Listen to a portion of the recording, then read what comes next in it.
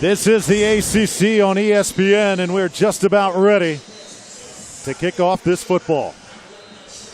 As the Bethune-Cookman Wildcats, 9-3 a season ago, winning a share of the MEAC crown, coming here to Sun Life Stadium trying to shock the world. Forrest, we talked about what was acceptable to Miami this season. What's acceptable to Bethune coming into tonight? Well, I think right now they just want to be competitive. They don't know what they have. They've got so many new players on defense. They only have 2 returning starters, so they've got 9 players that they've got to see what they have in real live action. John Simmerine gets set to kick it off for the Hurricanes. It is a humid night here in South Florida. We've also had scattered showers throughout the day, so we'll keep an eye on that. 2015 football season underway for the Miami Hurricanes as this ball is kicked to the corner of the end zone. A flag does come out, so Miami's going to start the season with a penalty. So Bethune-Cookman picked to win it, finished 3rd in the MEAC, 0-2 against the Hurricanes all-time. This is only the 3rd all-time meeting between these two programs. Well, the one thing about this Bethune ball club, they had success last year. They beat an FBS ball club, albeit it was FIU, but they've had success. So let's see if that success from last season with the new players on defense translates to a competitive ball game. Wildcats offense will start. Quentin Williams. Kick out of bounds on the kicking team. Ball replacement spot here. First down. Quentin Williams starts the game at quarterback for Bethune-Cookman. Anthony Jordan, the senior running back, lines up behind him. 3 wideouts. On first down and 10.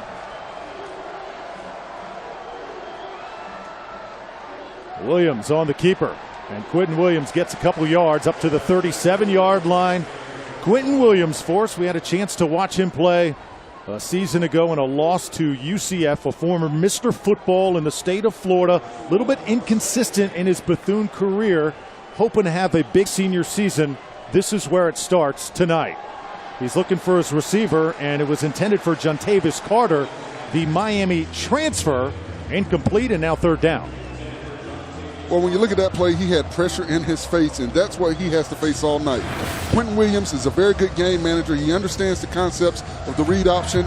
He's not a shake and bake type of runner, but Larry Brim is. And when he comes into the game, he'll shake it up. Now, Miami's defense, I look for this young defensive line to make plays. Can they get pressure from their defensive ends? That'll be a big key for Miami. Now 3rd down and 8.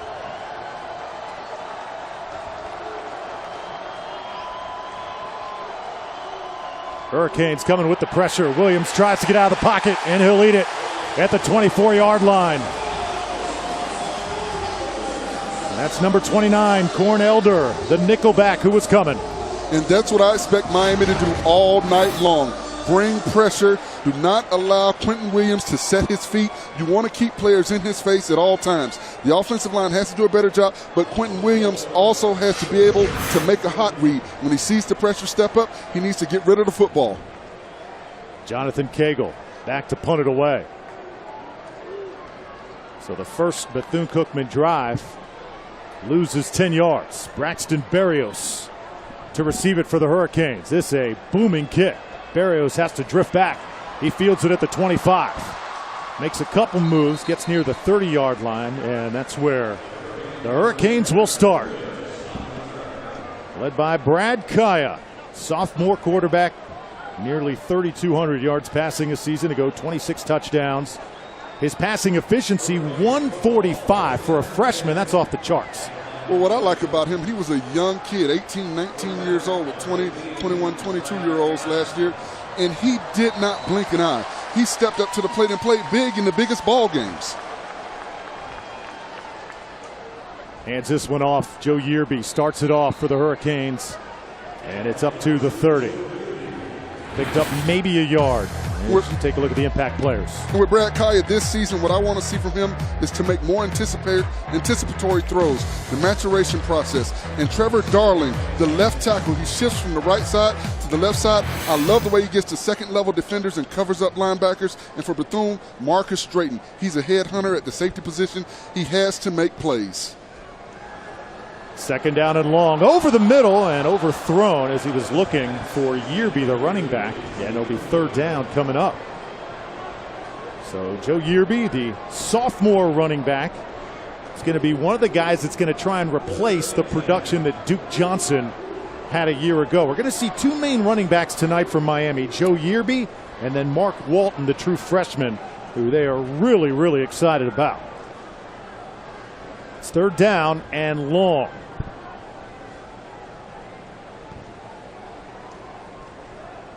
Kaya fakes the handoff. Plenty of time, and he'll dump it over the middle, and it's caught at the 45. Nicely done by the junior tight end, Standish Dobar. And this is what I expect Miami to do. Spread Bethune out, get man coverage. When Brad Kaya sees a coverage that he likes and he sees his receiver get open, he does a great job of leading the receiver to the football. Standish Dobar out of New Orleans, Louisiana, picks up 15 on third down. And it's the first down of the season. Now Kaya will change the play.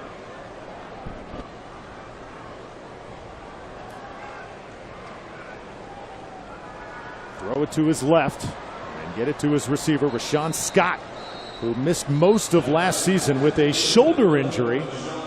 Picks up a couple, and he'll be knocked out by Tyree Simmons.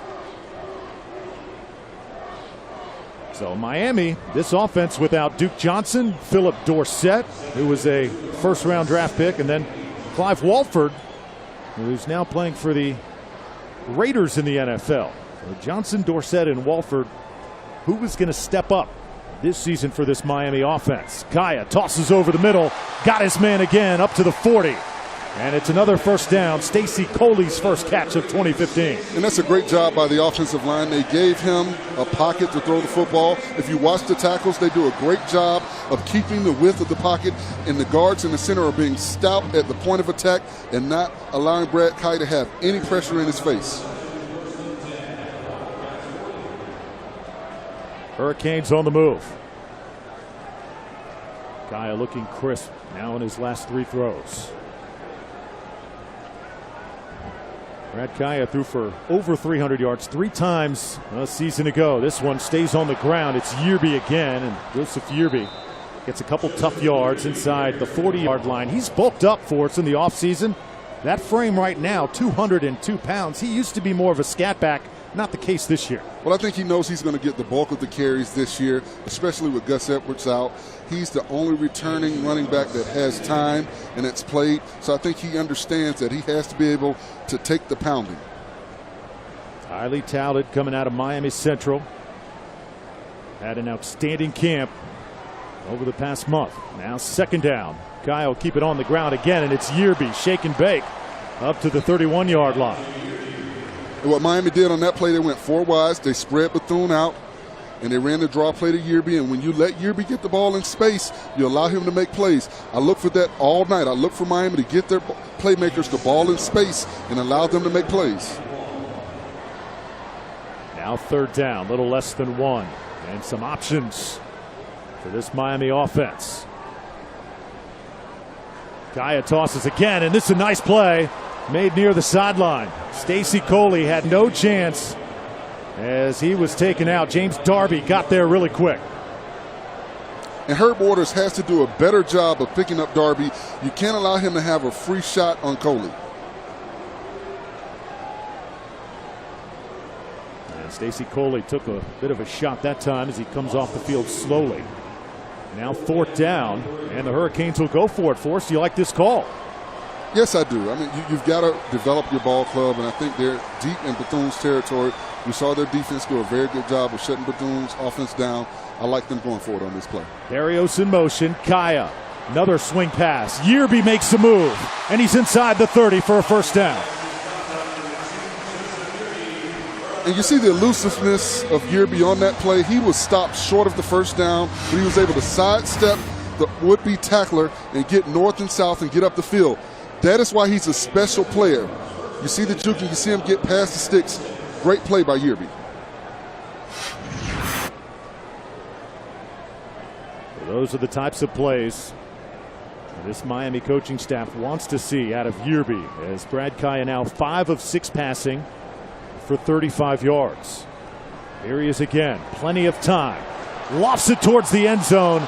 And it looked like there could have been some contact there. No call by the officials. Is on the coverage. Chris Herndon, rather Jeremy Davis on the coverage, did a nice job. Well, it was pretty good coverage. It was incidental contact, and I think Brad Kaya needed to lead his receiver to the inside. He threw it to the outside of his receiver, and he turned his head. If he throws it to the inside, he may be able to make a play, but you saw Marquise Drayton closing in on the receiver, so he may have been able to get a pick and a play on that football, so maybe that's why Kaya threw it to the outside. Brings up second down now. Fake it one way, toss it. Braxton Berrios gets his hands on it. Always exciting. A fan favorite here at Sun Life Stadium, up to the 19. And if Miami keeps throwing these short passes, it's going to force the Bethune defensive players to come up and challenge these receivers. And if the receivers can beat them off the line of scrimmage, I think we'll see more of a vertical passing game. Mark Walton is checked into the game for the Hurricanes. There he is, the freshman sensation out of Booker T. Washington. 3rd down and 3. Kaya again with time, and this one's incomplete. That's good coverage that time by Robert Way.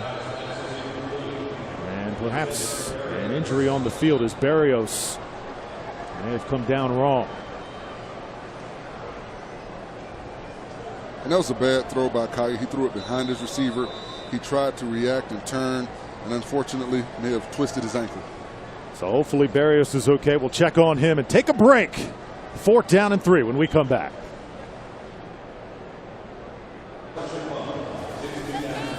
Back here in Miami, 4th down and 3 for the Hurricanes. And they set up for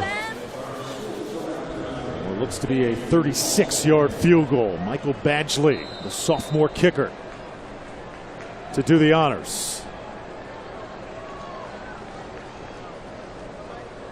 The holder is Justin Vogel. The kick is up, and it's a beauty right down the pipes. Late flag does come in, and this looks like it's going to be on Bethune-Cookman. Costly penalty. That may result in a first down for Miami. Costly penalty. You cannot make those errors. Running into the kicker. Defense. 5-yard penalty results in a first down. These are the plays that Bethune-Cookman cannot make if they want to win this ball game. You've got to be careful. This is a pretty short kick. Oh, come on. You don't make that call. He didn't. That was not malicious at all. I mean, he bumped into the kicker. I mean, come on. I don't agree with that call. I don't agree with that call at all. But at the end of the day, you got to stay away from the kicker. But it wasn't malicious. And I understand it's only the 5-yard penalty. It was the running into the kicker, not roughing, but at the same time, wow. That gives Miami new life, and now the 13th play of this drive. Mark Walton gets his hands on the football. This is an exciting freshman as he is ankle tackled at the 10-yard line. Robert Way came up to make the stop. And you see right there with Walton, he presses the line of scrimmage. That's one thing the coaching staff talked to us about. He hits the hole and he presses and he makes the tacklers come to him. Picked up 4. Kaya with time again. Now makes a move. Now little shovel pass up to the 5-yard line, and Herb Waters, that's all he is going to get. Getting tackled by a host of Wildcats there, but it took about 4 to bring him down. You got to love that second effort. Well, I love the fact that Brad Kaya stayed in the pocket. He didn't panic. He looked through all of his progressions. He didn't see anything. He didn't make a poor throw. He got the ball out to a playmaker and allowed him to try and make a play. So now it's 3rd down and short again. Split a couple receivers out to the left side and run the football. Good job by Bethune-Cookman. Penetration coming again, and Robert Way there to wrap him up in the backfield. And this is exactly what you want your linebackers to do down inside the 10-yard line in the red zone. Shoot the gaps. The offensive linemen have got to do a better job of not allowing these linebackers to shoot the gaps and allowing the running backs to get north and south. That time the running back never had an opportunity to get north and south because the linebacker was in the backfield with him. Keep in mind, this Bethune-Cookman defense with 9 new defensive starters. And it's the unknown. You don't know who these guys are if you're Miami. 4th down and 1. Miami rolling the dice again. Kaya's throw is caught for the touchdown.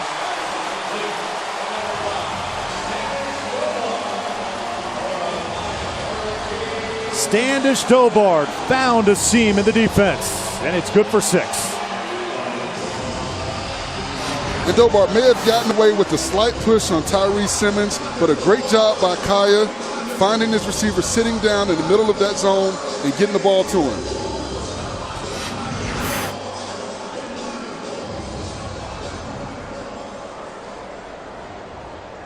Now a different formation by the Hurricanes. Will they go for 2? Or perhaps just give a different look for an extra point? You never know in the first game of the season. In fact, they will set up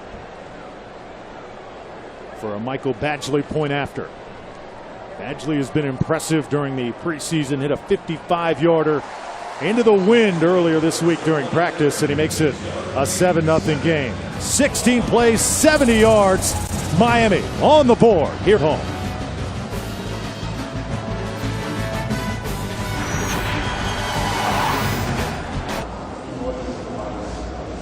The Bethune-Cookman band, you know, everywhere they go, they're going to put on a show.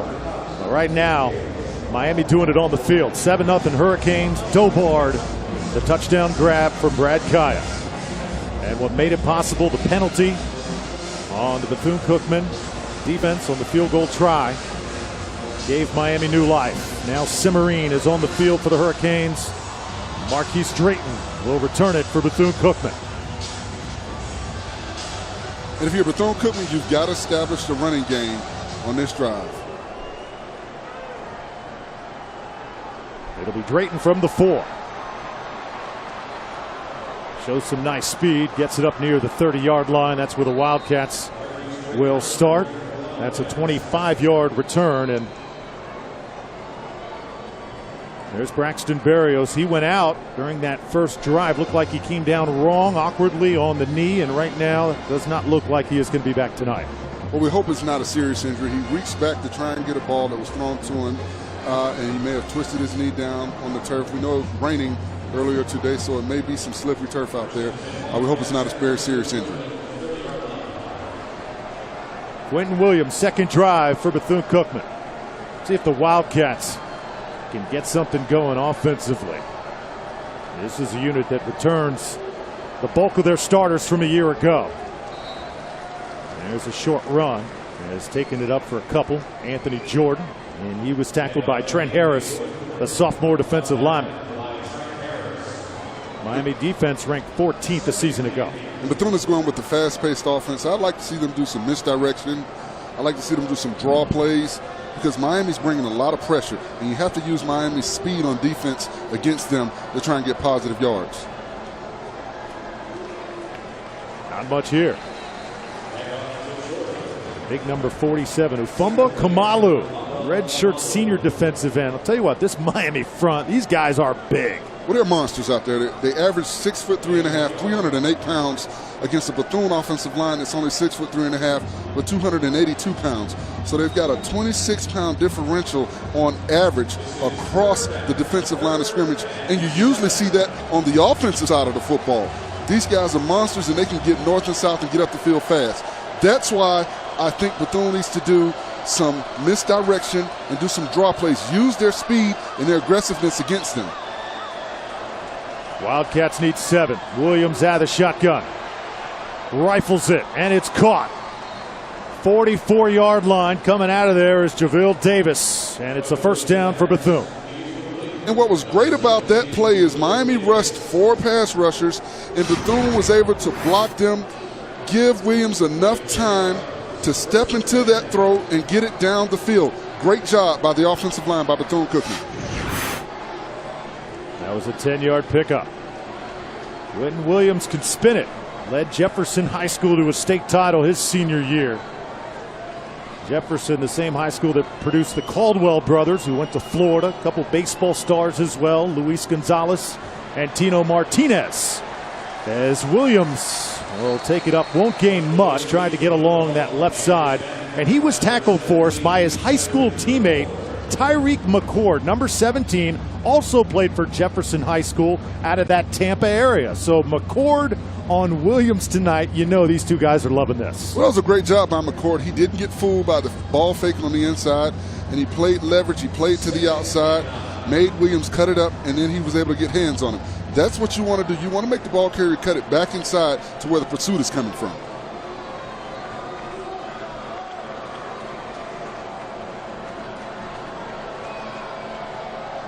Second down now. McCord coming again. Williams got some room to run. He'll step up, get across the 45 and take it just past midfield, about a yard shy of a first down. Great recognition by Quentin Williams.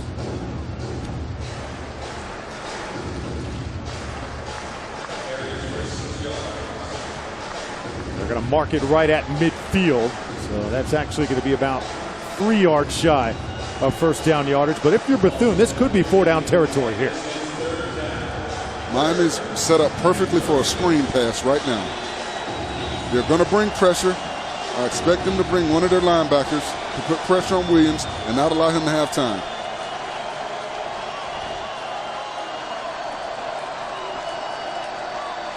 Crowd comes alive here at Sun Life. Williams trying to make it happen again, and he won't get back to the original line of scrimmage. Jermaine Grace chased him down right there. What happened on that play, they didn't bring pressure, but they were able to get pressure with the 3-man rush that they had.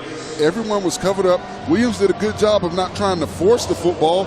Sometimes it's better to take a sack or throw the ball away as opposed to forcing the ball and getting an easy turnover.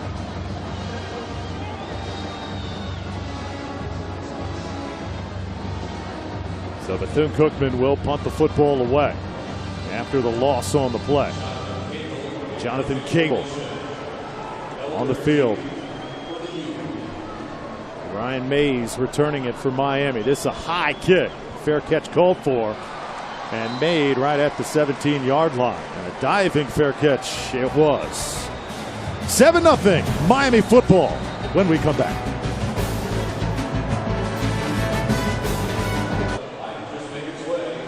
Not a bad place to start the 2015 football season. Forrest, I know you had a nice relaxing day down on the beach.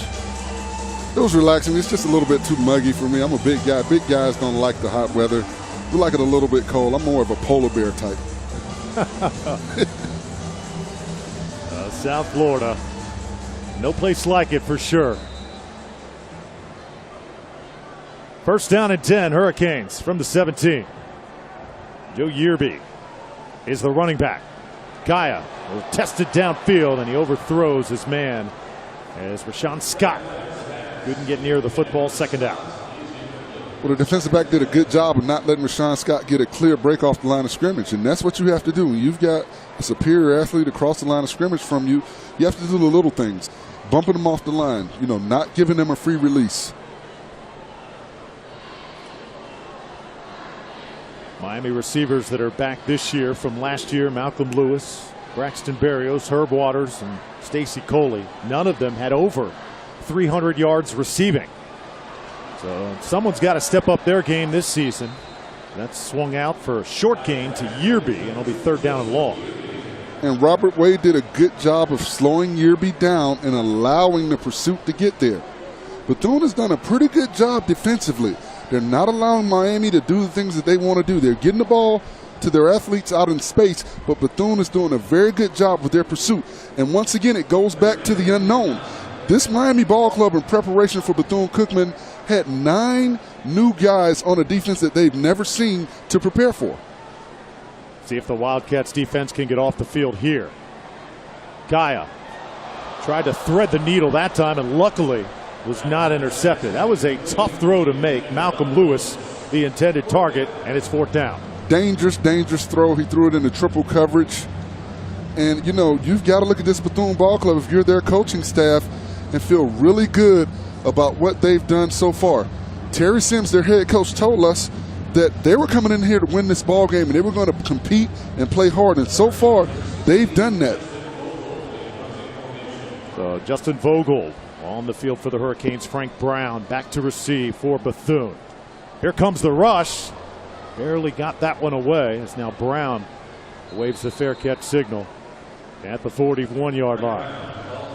So Bethune-Cookman just trying to hang in the early part of this football game. And now for us, let's see if the Wildcats can get something done here. Well, you would think after getting that roughing or, hitting the kicker penalty early and allowing Miami to get a touchdown instead of a field goal, they would be kind of cautious. They came after the punter on that play. And that lets me know they're continuing to play aggressive football. Bethune-Cookman, they go with the 2-quarterback system, but so far it's been all Quentin Williams.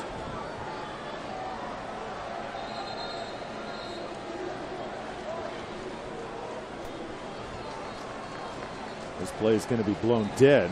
It looks like an infraction on the Wildcats.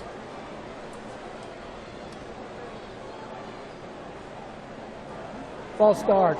66 offense. 5-yard penalty. First down. That's Dazzy Morris, the center.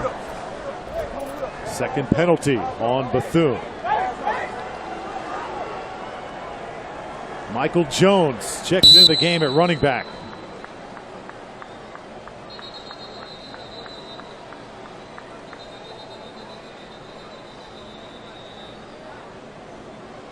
And now our officials will congregate.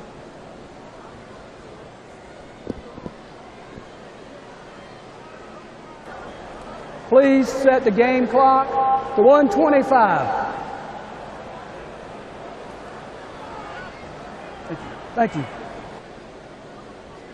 So it'll be first down and 15 from the 36. As Bethune-Cookman last year able to knock off FIU. In fact, they've done that the last 2 years. They've taken care of an FBS opponent.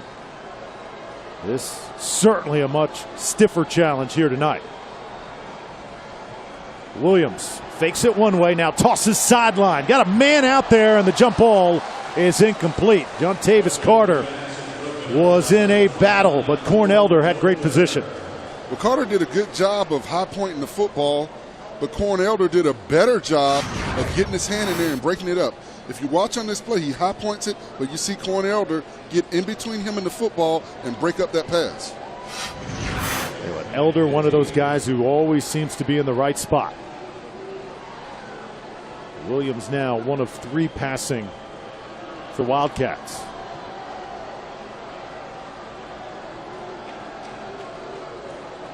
Second down. Ball on the ground. Michael Jones going to have to eat it as Elder makes him pay for it.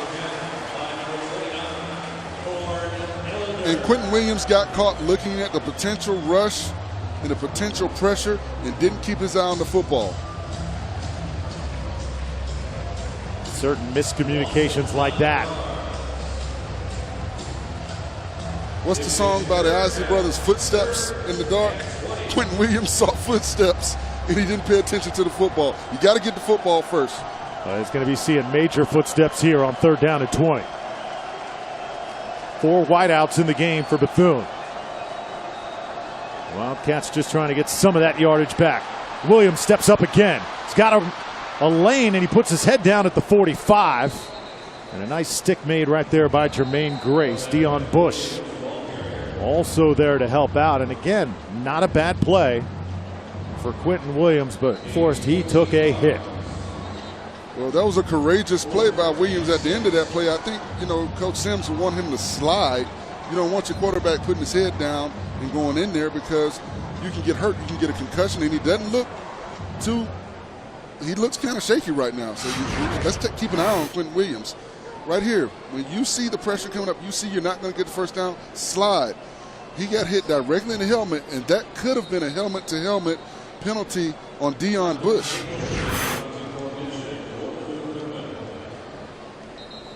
He looks like he's okay right now, but let's see when they get back on offense, do we see Larry Brim in the game? But you want your quarterback to slide. I understand he wants to get the first down, but you see you're not going to get it. You've got to protect yourself as a player. Punting situation now for Bethune. And Fair catch. No, the ball on the ground, and the Wildcats. Let's see, they may have come up with this football. It was Herb Waters who made the fair catch, as a couple flags come down as well near the 18-yard line. I wonder if they gave him enough space to make the catch.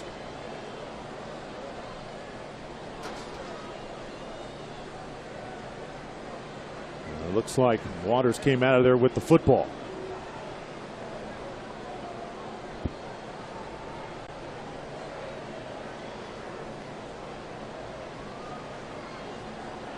Are you shocked right now, Drew? Kick catch interference on the kicking team. 15-yard penalty, first down.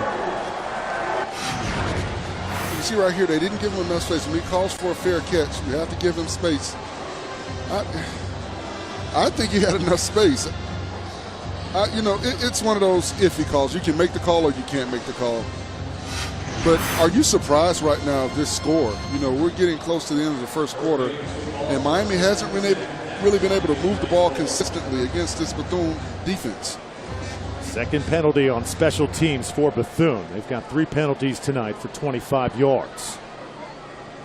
There are some athletes on the Wildcats side of the football able to hang in up to this point. Mark Walton gets the carry and picks up a couple as we end the first quarter. So Miami with a touchdown lead.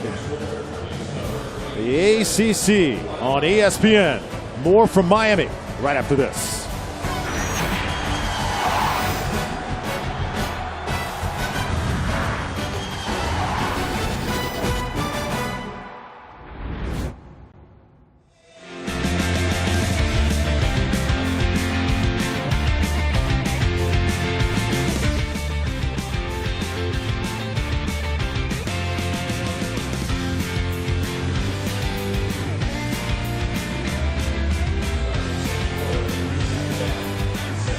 And welcome back to the newly renovated Sun Life Stadium. First down for the Miami Hurricanes. And they'll toss it out across the 40-yard line. Herb Waters makes the catch, and actually be third down here coming up. James Darby on the stop for Bethune-Cookman. And Bethune-Cookman has to be pleased right now with the score being 7-0. Their defense has been flying around the football. They have to be pleased. Penalties hurting Bethune-Cookman, especially on special teams in the first quarter. Hurricanes 1 of 5 on third down conversions. Another one here. Here's that talented freshman running back, Mark Walton. Cross midfield, down near about the 47, a Miami first down. Mark Walton out of Booker T. Washington. Big expectations from this young man.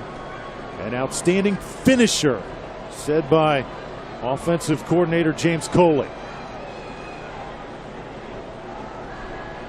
Kaya going through the progressions. Boy, he's got so much time to deliver the football, and that is a beauty. Making the catch, Malcolm Lewis. Move the sticks again. And you see the maturity of Kaya on that play. He waited for his receiver to get open. He allowed him to get into that pocket. He goes through his progressions. He steps into the throw. Great job by Kaya, and great job by that offensive line. Al Golden says Brad Kaya, his work ethic may be the best that he has seen in 21 years of coaching. Here's Walton again. Leaps a tackler inside the 20. Oh, this freshman can bring it.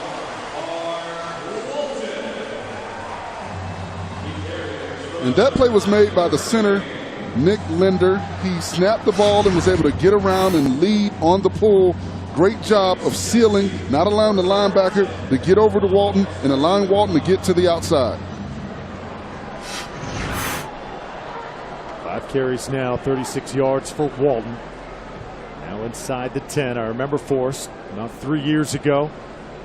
Bethune-Cookman, last time they were here, a young running back stole the show. His name was Duke Johnson. Boy, are they ever going to miss him this year. Well, what's interesting about that, Miami always finds another back. When you think about the great backs that have played here, Edgerrin James, Clinton Portis, Frank Gore, Willis McGahee, Duke Johnson. Walton seems like he's going to be that next great back for this ball club. Now 2nd and 5.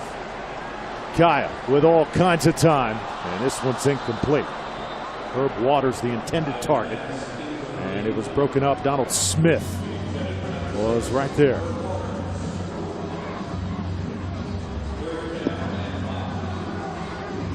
So Wildcats defense just hanging on here.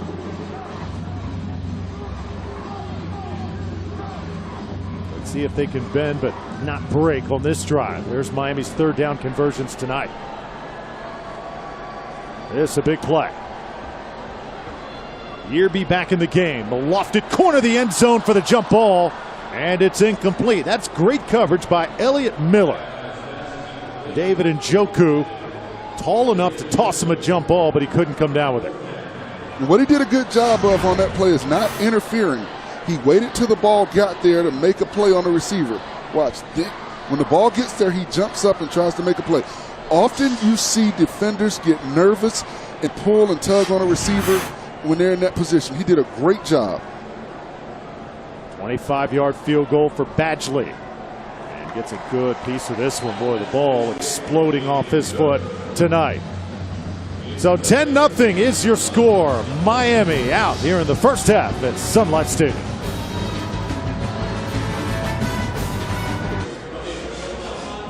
Nine-play, 58-yard drive, resulting in a Badgley 25-yard field goal. It's 10-0. Hurricanes fans settling in as this particular team, called by Coach Al Golden, chemistry-wise, the best that he has had in the 5 years that he has been here at Miami.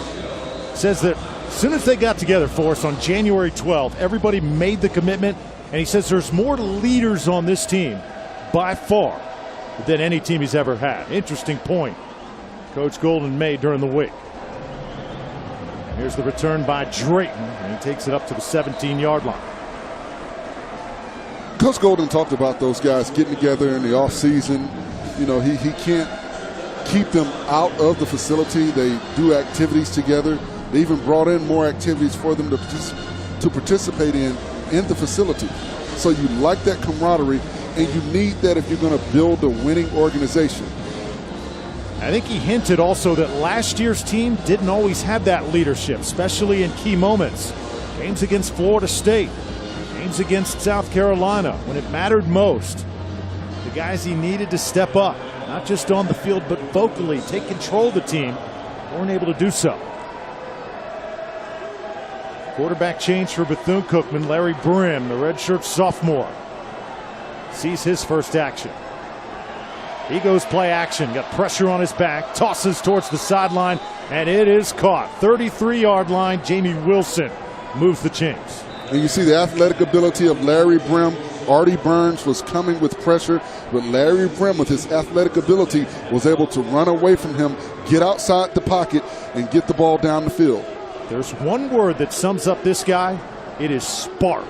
Every time he comes into the game, it's like a jolt of life to this Bethune offense. First down. Handed off to Michael Jones. He can't get that edge. Taken down by Chad Thomas. Talk about a guy who they expect big things from. It's Thomas, a former 5-star linebacker for Miami, coming out of high school from that Booker T. Washington program that produced a national champion.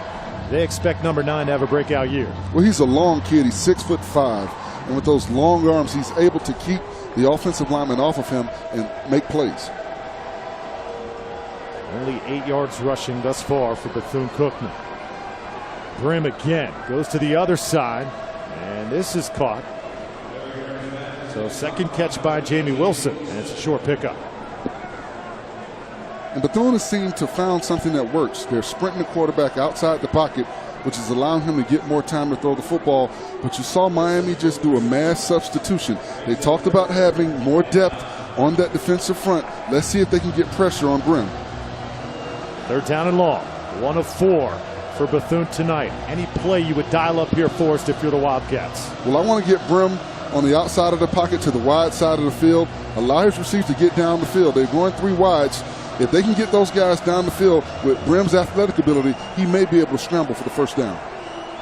Play clock winding down, and it hits 0. And the official will blow the whistle. Timeout, Bethune-Cookman. First timeout of the half. They do get the timeout in. Heads up play by the coaching staff. Brim comes to the sidelines. We'll call the play when we return.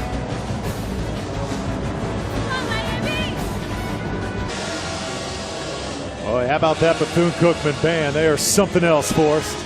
Well, it's a stone cold groove when the Bethune-Cookman band gets down, just like every other HBCU band. Florida A&M, Grambling, Southern. You'd love to see these bands perform. Third down, a little more than 8. Larry Brim in at quarterback for Bethune-Cookman. Has a couple nice completions on this drive, but can he keep it going? Brim with some time, and now he'll step up with some room to run. Can he get to the sticks? Goes down about a yard shy as Raphael Kirby, the senior linebacker, stopped him just a little bit short. And I think you go for it right here. Even though it's deep in your own territory, well, not very deep, but you're in your own territory, you go for it. You talk about a confidence builder as well as a confidence breaker for the Miami defense. This would be big if they can get this first down. And it looks like that's exactly what they're going to do.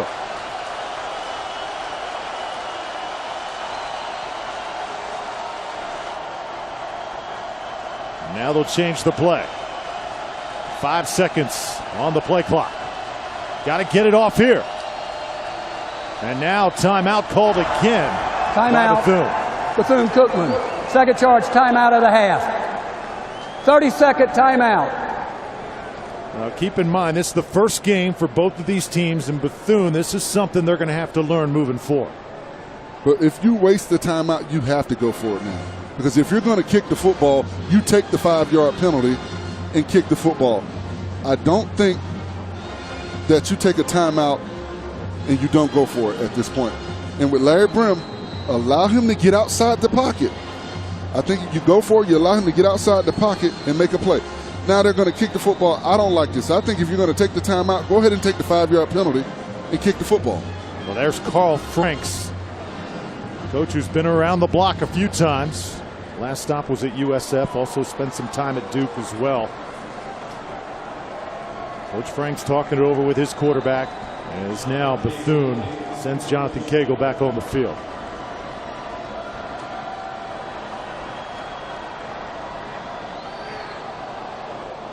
Low kick.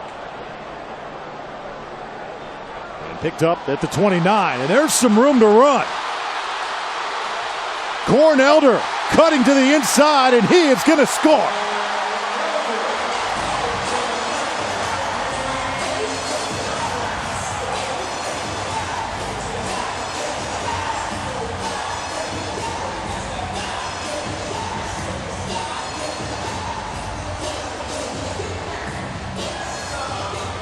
"70 yards on the punt return for Corn Elder." And that play started by Jonathan Cagle, the punter. He laid down, he got hit, and he wasn't paying attention. And you see Corn Elder get up the field, and by the time he's able to get up and pay attention. Is a touchdown.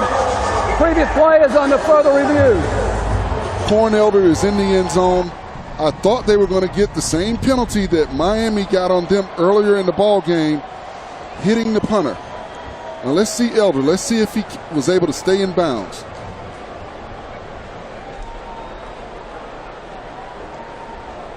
You see, he's got a clear lane. There's nobody out there. And the key play is when he cut back right there. He had offensive players in front of him. And this is clearly a touchdown. So Corn Elder filling in for Braxton Berrios. Berrios out with the injury suffered in the first quarter. It's been a little bit of an adventure for Miami on punt returns tonight, but Elder, this young man can play ball. Made a few outstanding defensive plays tonight. Now a big one on a punt return touchdown for 70 yards. And watch the punter on this play. This is the same thing that happened to Bethune. They ran into the punter. Now right here he falls down. That should have been running into the punter right there. Now, you see him laying there looking at the official, not paying attention. if he looks up and he's paying attention, he may be able to force Cornelder out of bounds. But by the time he gets up, Cornelder is in full sprint mode, getting to the end zone, and he's not able to make a play.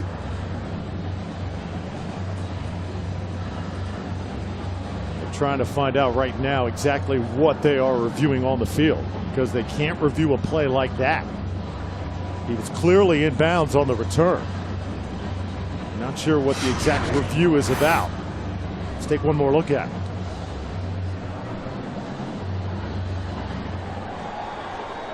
See, perhaps, I think maybe they're looking for us at how he picked up the ball. Was the knee down, perhaps, as he scooped it off the ground? Let's see. Not even close. I don't know what they're reviewing at this point. He's nowhere near the sideline.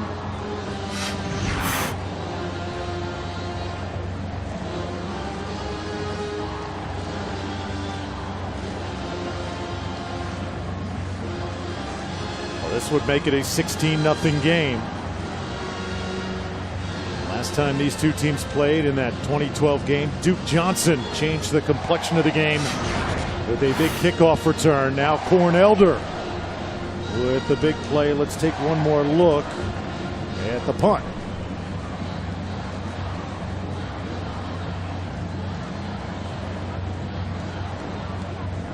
Cornelder makes a play on the football. He scoops it up. Are they looking to see if maybe he called for a fair catch? Did we miss that? That could be the only thing they could be looking for at this point. He crosses the goal line before he drops the football. His knee doesn't touch the ground. Neither does his elbow or any part of his body. He's not close to the sideline. Did someone else on the field call for a fair catch?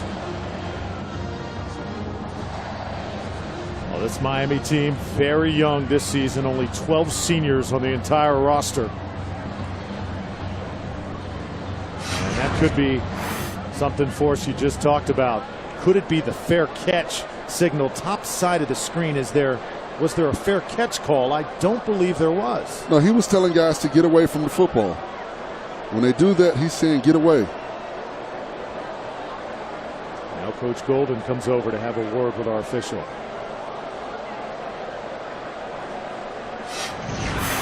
There was maybe a hold on that play, but you can't go back and look at the replay and call a penalty. This is going to be very interesting. Let's get the After call. further review, the ruling on the field was a Miami receiver gave the getaway sign, no catch sign, while the ball was still a kick. When his teammate picked up the ball, by rule, the ball is dead. The ball will be placed at the 30-yard line. It will be first down and 10 this direction. We will temporarily suspend the game due to weather. So a double dose of bad news for Miami. The game clock will be set at 9:18 when we come back. We are temporarily suspending the game due to weather. Please find a safe place. Inclement weather right now in the area.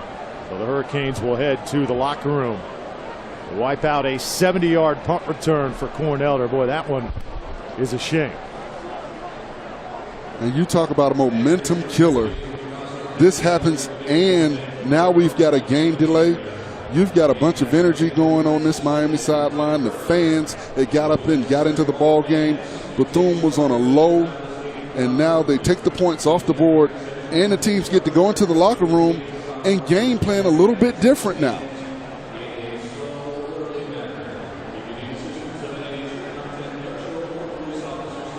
So this delay will at least be a 30-minute delay, as by rule, anytime lightning near the area.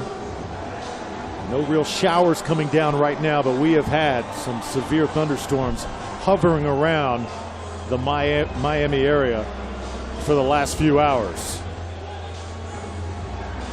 Well, again, once the field is cleared, a minimum of 30 minutes.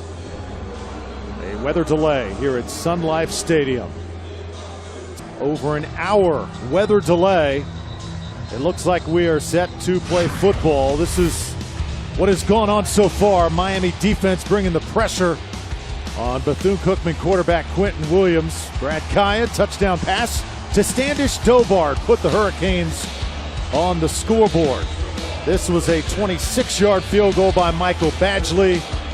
And then just before the break, a punt return call back as we're back underway. The punt return by Corn Elder went for 70 yards and was called back, and right after that, Coach Al Golden told by the officials that his team had to leave the field. So 9:18 to go in the second quarter. There's your score, 10-0 Hurricanes. It is second down from the 30-yard line. There's the Miami offensive story so far.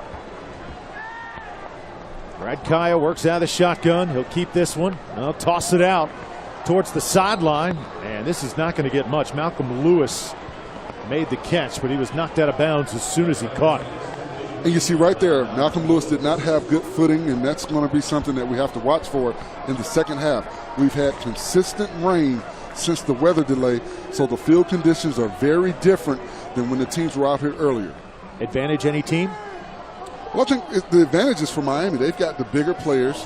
This is when you depend on your offensive line and you develop that running game. That's something that we have not seen early in this ball game, is a consistent running game.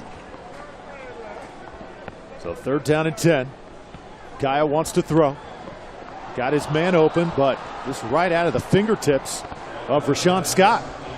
So there again, the wet ball coming into play. Yeah, but that's a catch that Rashawn Scott has to make. It's an easy first down. Maybe Brad Kaya could have taken a little bit off that football, but Rashawn Scott, he should make that catch very easily. You see him coming across on the crossing route. Easy play for him to make. It almost looks like he had alligator arms. Maybe he thought someone was coming from the backside. So a couple drops on that drive by the Hurricanes on first and third down. Now the punting unit on the field, and they're going to down this one inside the 35-yard line.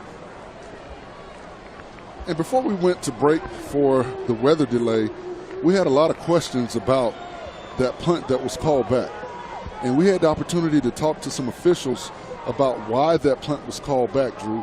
And I think it's interesting that it's a play that we see often, but when a player makes that hand motion, that the play is dead as soon as they touch the ball. And we didn't know that. So it's interesting to know that. Quentin Williams back in the game for Bethune-Cookman. He took quite a shot in the first half. Had to come out of the game for Larry Brim. And now Williams back on the field. Anthony Jordan is his running back. Williams to throw as the pocket collapses on him. And he'll go down at the 29-yard line. Trent Harris, sophomore defensive lineman's had a nice game up to this point. Well, Williams has to recognize the pressure. Harris stepped up. You saw the pressure coming from the outside. The offensive tackle did a pretty good job picking up the pressure, but Williams has to get rid of the football. You cannot hold on to the football. He held on to the football too long. When you've got that pressure coming, you've got to get a hot read and get the ball out. Second down and 6 now.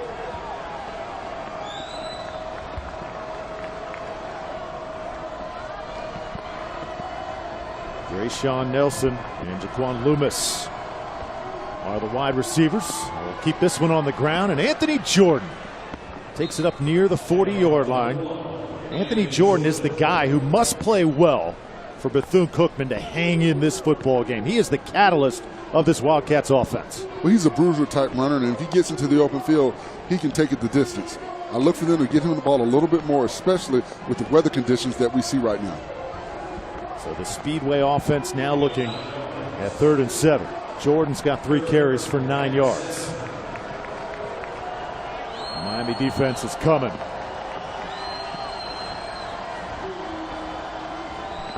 Go with that delayed handoff. And again, it's Jordan. He takes it to about the 41. Still about 4 yards shy of a first. Bethune-Cookman has gone for it once, or at least tried to on 4th down. Penalties and stoppages made them reconsider, and now they send on their punting crew once again. Well, Miami's linebackers are doing a good job of filling gaps and getting in and making plays and getting contact on these players before they're able to get past the line of scrimmage. That'll be key for Bethune-Cookman. Keep the Miami linebackers out of their backfield. Herb Waters back to receive for the Hurricanes. Jonathan Cagle gets a good leg into it, and that is a fair catch signal at the 20-yard line. And the flag down at the 40, so let's check the flag. And it appears this one's on Bethune-Cookman.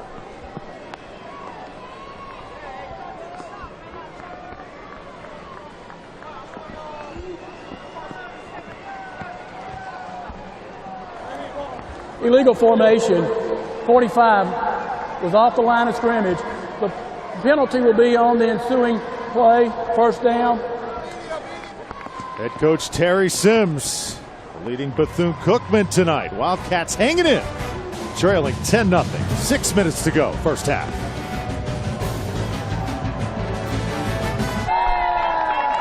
Some die-hard Miami fans still in the stands.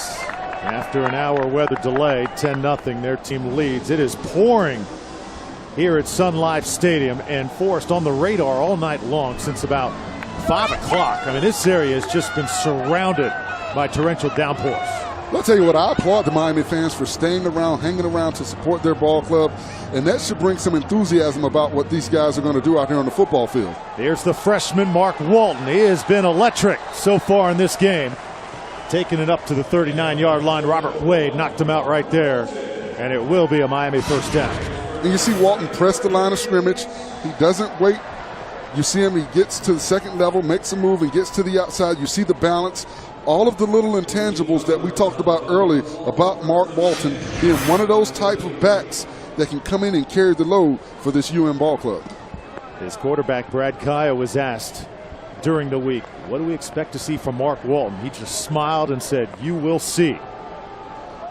Here's the pitch back now. Kaya will rifle it downfield, and it's caught. Rashawn Scott. Out of bounds, well-designed play for the Hurricanes. And that was a great job by Kaya because Herb Waters went on a vertical route, and a lot of times when you see flea flickers, the quarterback wants to go for the big chunk. But what he did was he saw Rashawn Scott coming underneath Waters. Waters cleared it out for him, and a great job by Kaya. Great decision. This young Bethune-Cookman defense now on their heels. The flag will come down now. It'll be a false start. False start, number 66, offense. 5-yard penalty, first down. And Forrest, that is the first penalty tonight on Miami. So far, a relatively clean ball game by the Hurricanes. Well, they've shown good discipline, and they're moving the football now. They're passing the ball well. They're running the football. I think right now this is where you challenge your offensive line. When you've got a bad weather game, when you've got bad footing out there, you want to challenge your offensive line to open some holes. On 1st and 15, toss it right side. Again, it's going to be Rashawn Scott on the catch. You know, Scott eager to get back into the action tonight, missing last year with a shoulder injury. He, along with Rayshawn Jenkins on the defensive side, did not play in 2014. Well, Scott plays the X position, and he's that receiver that's on the line of scrimmage. He's big enough and strong enough to get off of the jam and get open. Hand it to Walton. Right now he is feeling it. Down to the 16. And the crowd loving it. And I tell you what I like about Walton. He gets the ball and he goes. He does not wait. He sees an opening and he hits it. You see it right here. He follows Nick Linder in the hole. Great job by Linder getting up to the second level, covering up that linebacker. And once you allow Walton to get out into the open field, he's going to make a play. Now Kaya goes for the end zone. And this one is caught for the touchdown. Rayshawn Scott came down with it. A flag is down, though. Offside, 68 defense. Penalty declined. Touchdown. And that was a great job by Kaya putting the ball to the outside, and you watch Scott. He high points the football. There's a safety coming over, but where Brad Kaya puts the football, Scott high points it and gets that left foot down. Great job locating the football and making the play.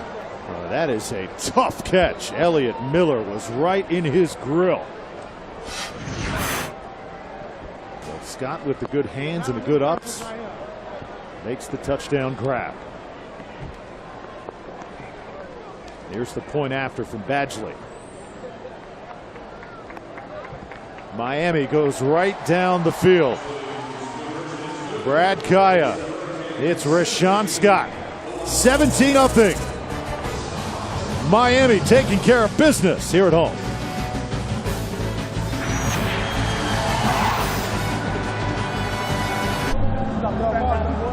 17-0 your score, and Rashawn Scott kind of making a statement that he's going to be one of the go-to guys this year. When you lose guys like Philip Dorsett and Clive Walford on the Miami offense, Brad Kaya has got to find new targets. He was 3 for 3 on the last drive. Well, Rashawn Scott is a big target. Brad Kaya didn't have him to throw the football to last season because of an injury. You know, Rashawn Scott wants to make a name for himself and get noticed early, and he's doing a good job so far. This kick fielded at the goal line. Marquise Drayton brings it out. Now the Miami special teams unit doing some hitting as the flag comes down at the 15.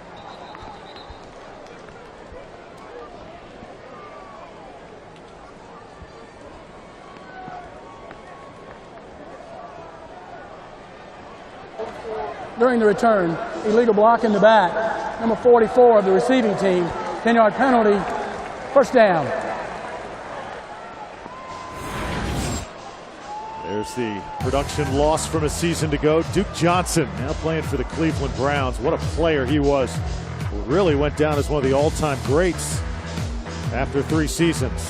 Philip Dorsett now with the Indianapolis Colts. And Denzel Perryman, boy, did he bring the thunder at linebacker. And we got to give a big fella some love to Eric Flowers, the left tackle from Miami. He did a great job protecting the young Brad Kaya and allowing him to be comfortable and develop into the quarterback that he's become.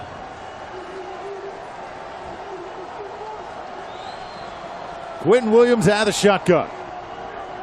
He'll hand this one off. It's Jones on the carry. And the Miami defense fast to respond. Boy, they are flying to the football right now. Jermaine Grace, second leading tackler from a year ago, made the stop. Well, this Miami ball club looks like they've waken up. You know, they in the first half, early before the lightning delay, it looked kind of flat. It looked a little more alive right now.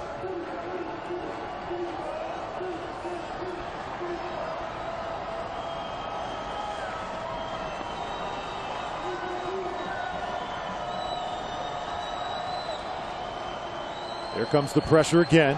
Williams lofts it in the air, and this one's intercepted. Picked off out of the air from Rayshawn Jenkins. And that was a bad job by Williams. He eyeballed his receiver the entire time. He did not look the safety off. You've got to look the safety off when you're throwing the ball down the field. He did a poor job on that play. Watch Williams. He eyeballs his receiver the entire time. He never looked the safety off, and you see the safety make a play on it as soon as the ball is let go from his hands. Great job by Miami. Great job by the safety to get over there and make a play. So Jenkins, who I mentioned just a few minutes ago, did not play last year. Had a back injury.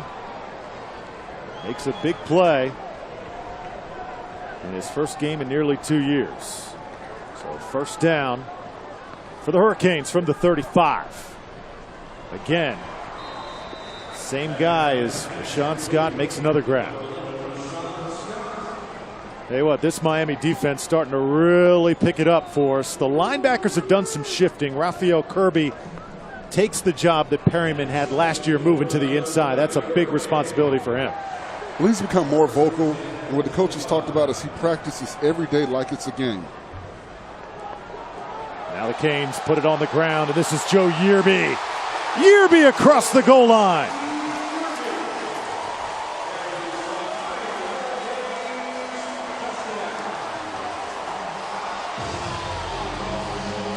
"25 yards to Pater." And that play was made by Nick Linder, the center. Watch him get up in the hole, get to the second level, and once he gets a block on that linebacker, Yearby's able to get in the open field, and you're not going to catch him. Great job by the offensive line, and I like the way Linder got up in that hole. That's what you have to do as an offensive lineman. If you get to the second level, you don't necessarily have to have a knockout punch. When you've got the athletes that Miami has in the backfield, if you get in the way and give them something to cut off of, they'll make a play. Point after is through by Badgley, and it's 24-0. 2 plays, 35 yards. Joseph Yearby, another weapon for this Miami offense, and you can see why head coach Al Golden loves this particular team. He raved about the hard work that these players have put in the offseason. He says, never has one of my teams gone into a season with so many leaders. Said we've always had all kinds of distractions for us with every team that I've had. Not the case this year. Loves this ball club. What I think what happens is when you lose as many quality players as Miami lost last year, everybody has to bond together and become more of a team. Eric Flowers, first round to the Giants. Philip Dorsett, first round to Indianapolis. Denzel Perryman, Clive Walford, Duke Johnson, John Feliciano, Anthony Chickalo. You've got guys that were the best at what they did. Eric Flowers was one of the best tackles in the country. Clive Walford, arguably the best tight end coming out in last year's draft. Duke Johnson, I know you've got Gurley and you've got Melvin Gordon, but I think Duke Johnson is right there in that class with those individuals when you talk about production. So you lose so much. I think these guys have had to bond together, and you see it on the field. Hurricanes starting to really find their groove. Marquise Drayton trying to find a crease. Takes a big pop near the 30 and up to the 33-yard line. Another chance for the Wildcats coming up here. How about that 1-2 punch at running back? Mark Walton, the freshman, then Joe Yearby, the sophomore. The ACC is going to have to deal with these guys. And keep in mind, this is a running backs unit that lost Gus Edwards earlier this week for us. That devastated this Miami team. He is a team favorite, down with a foot injury, not going to play in 2015, and all these guys now are coming together, especially Yearby and Walton. Well, Gus Edwards reminds me of an older Miami back, Donnell Bennett, a bigger back. He can hit the hole. He can catch the ball out of the backfield. He did a lot for this team, and they'll surely miss him, but they've got the athletes to replace him. Williams trying to find an opening. Ball may have come out towards the end as Darian Owens jumps on it. And let's see, it looked like could have gone down before he hit the ground, but let's see what the officials rule here. And Bethune-Cookman has to be very careful right now. Timeout, Miami. First charge timeout of the half. 30-second timeout. Now Miami's going to try and preserve the clock right now. They've got 2 minutes left before the half. Bethune-Cookman has not been able to establish a running game. They haven't established a consistent passing game.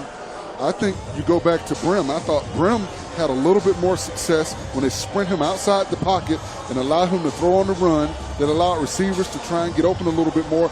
And with the threat of him running the football, it made the Miami defenders react to him. Yeah, there is Larry Brim.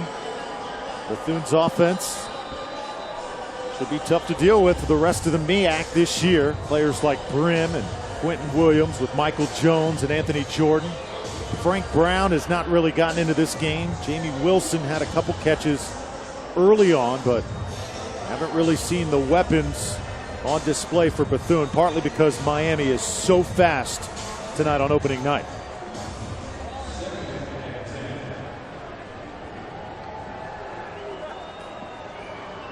(24-0). Bethune-Cookman trailing. 4 wideouts now for Quentin Williams. Goes for the screen, and this is just gobbled up. Calvin Hurtaloo, the big senior. He has got something to prove this season. And here's a guy that did not get noticed in high school. Timeout, Miami. Second charge timeout. 30-second timeout. Poor job by the offensive line. When you're running a screen play, you've got to give ground, then you've got to cut the defensive lineman. If you don't get as much pressure from the defensive lineman, then you attack him. You attack him in his lower body, try and get his legs from under him. You did not do that against Hurtaloo, and you saw him make a play. And we talked about him earlier. Here's a guy that did not get any looks when he was in high school. He's from up in the New York area. He has to go to junior college. He gets looks, and he's getting an opportunity right now. What Miami's doing also is they're only rushing 4. Even when Bethune goes to 4 receivers, they're leaving guys back in the coverage. That's why Bethune has to be very careful right now. They've got 7 men back in coverage. You've got to be precise with your passing because you don't want to give up an easy turnover deep in your own territory. 3rd down and nearly 13. 1 for 6 tonight on 3rd down for the Wildcats. Miami trying to get the football back and score before the half. Williams was pressured on the backside and couldn't get it away as it was intended for Jabril Davis. Jermaine Grace forcing the quick throw. And they were rushing 4. Now they bring 5. Grace walks up. Williams, you have to see that. You've got to play your keys. You've got to read your keys. You've got to throw hot. Grace made it known he was coming. He stepped up to the line of scrimmage. It was not a delayed blitz. Williams has to recognize that.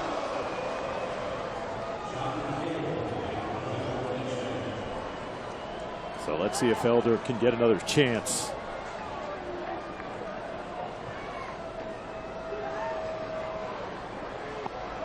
Corn Elder to the 30, and he's going to go. Touchdown, Miami. 72 yards.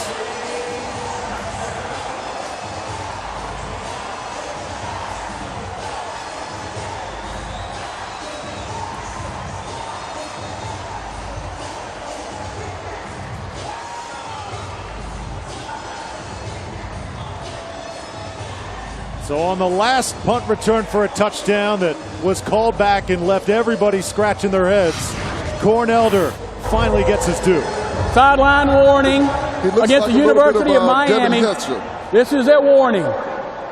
You've got some Devin Hesterish going on out here with Corn Elder. They took the one away from him earlier that, you know, we still didn't understand, and we found out why. But Corn Elder, he finds a seam, and we talked about it being dangerous for Bethune-Cookman. They should have run the football, run clock, where you're really going to get a score with 2 minutes left deep in your own territory. This game is really getting out of hand right now. Badgley makes it 31-0. So Braxton Berrios, who would have been the punt returner, injured, and now I think Miami's found something for us with Corn Elder. Well, you've got Corn Elder. Think about the return men for Miami. Travis Benjamin, you know, Kevin Williams. You know, they've always got somebody that can return kicks, and Corn Elder looks like he's going to be the next great kick returner for Miami. He's had 2 tonight, although 1 was called back. You see the moves in the open field. He knows how to find seams, and he allows his blockers to get in front of him when he's out in the open field. Often when you see guys returning kicks and they break it open but they get tackled, it's because they're trying to outrun everybody. One thing I like about the way Corn Elder is returning these kicks is he's allowing his blocks to be picked up when he gets to the middle of the field. That's great vision.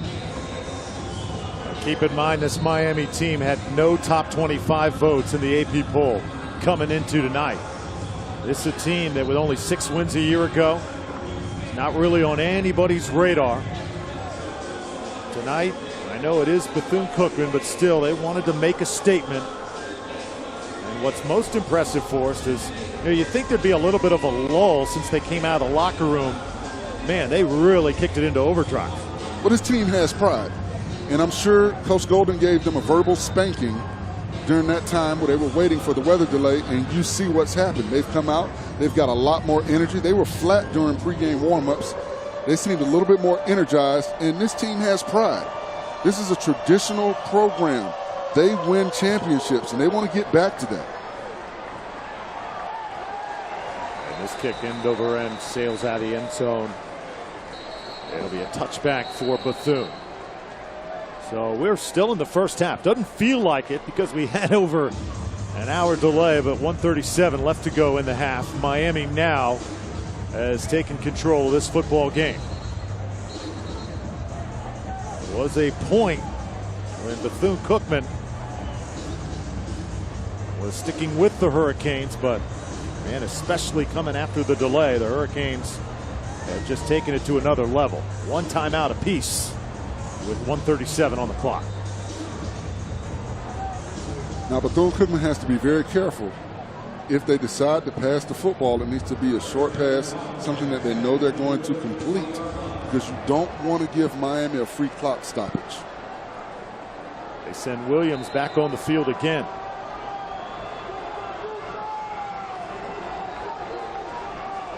Still showing a 4 wide receiver look. And Quentin Williams tries to keep it on the inside, picks up a couple yards.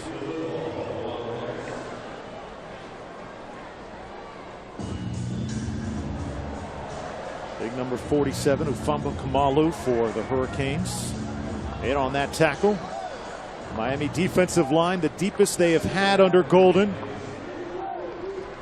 And the secondary also something to watch. They are so deep, probably the deepest and most athletic in the ACC. And the defensive backfield. Delayed handoff. Here's Jordan. Sure tackling tonight for Miami. I mean, when he slips out of one guy, the other is there to make him pay. And again, Trent Harris there to disrupt things. And right now they're playing predictable offense. Miami's doing a good job of playing their lanes, and the pursuit is coming, and that's what you want. When you get contact in the backfield, you hope that your pursuit's going to come and help you and bring the running back down, and that's a great job by Miami. You see they're sitting back. They're not going to let Bethune get behind them with their receivers. They're down 11. Keep an eye on the play clock. Down to 2. Williams not going to get this one off. Timeout, Bethune-Cookman. That's their third and final charge timeout of the half.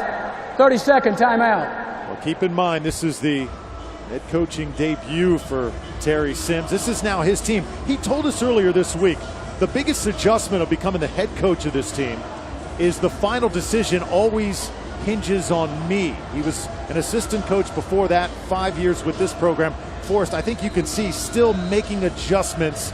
This entire sideline is right now on what to call. Well, he talked about Coach Jenkins allowing him to work with the administration, so the transition was smooth for him, and that was the biggest key, knowing that he's the final decision maker. And when you're playing against a ball club that has a lot more talent than you do, every decision you make has to be the right decision. And so he's had some tough plays out here. And this team, they were playing pretty good, like we said, before the weather delay, and it just seems like the wheels are falling off since they've come back out on the football field. Keep it on the ground. Bethune-Cookman trying to kill some clock, and Dion Bush, first time we've called his name, flying in to make the tackle. So 3 seconds left to go. And that timeout that Bethune-Cookman had to take is key now. Miami's able to call a timeout, and you give Corn Elder another opportunity to return a kick. And we've seen him return 2 tonight. Although one was called back, he's returned 2. Watch Dion Bush. Most talented player in the secondary for the Hurricanes. Had 5 forced fumbles last year. This guy's got NFL potential written all over. Well, Dion Bush has always been known to make a statement at the point of contact, and he knows how to make tackles in the open field. And that's what makes him a great player. Jonathan Cagle's been a busy man tonight.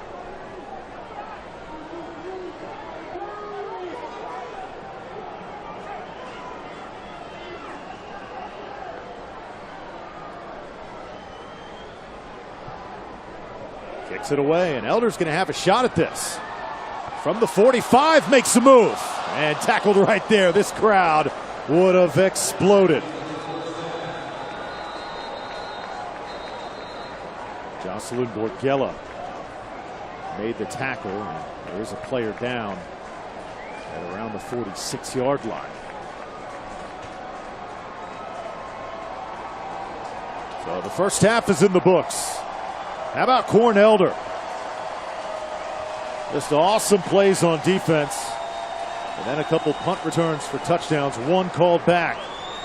The other good for 6.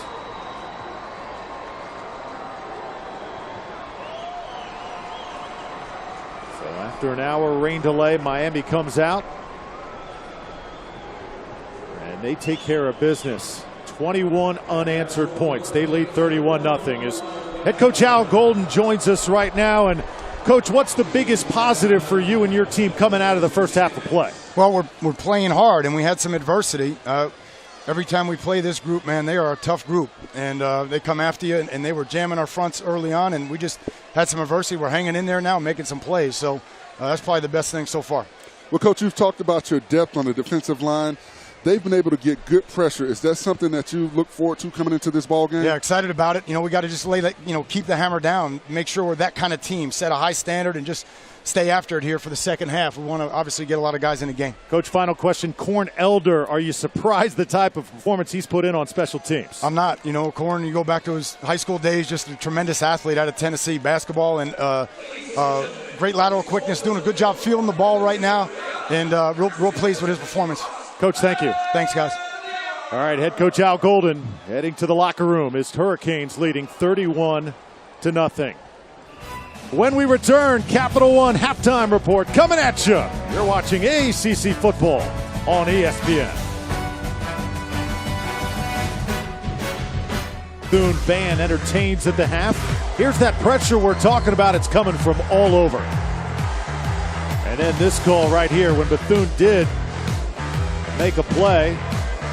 It was a roughing the kicker. That was a call you didn't like for us. Hurricanes took advantage. Brad Kaya finds Standish Dobar.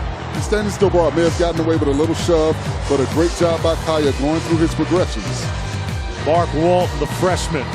He is going to have an exciting career.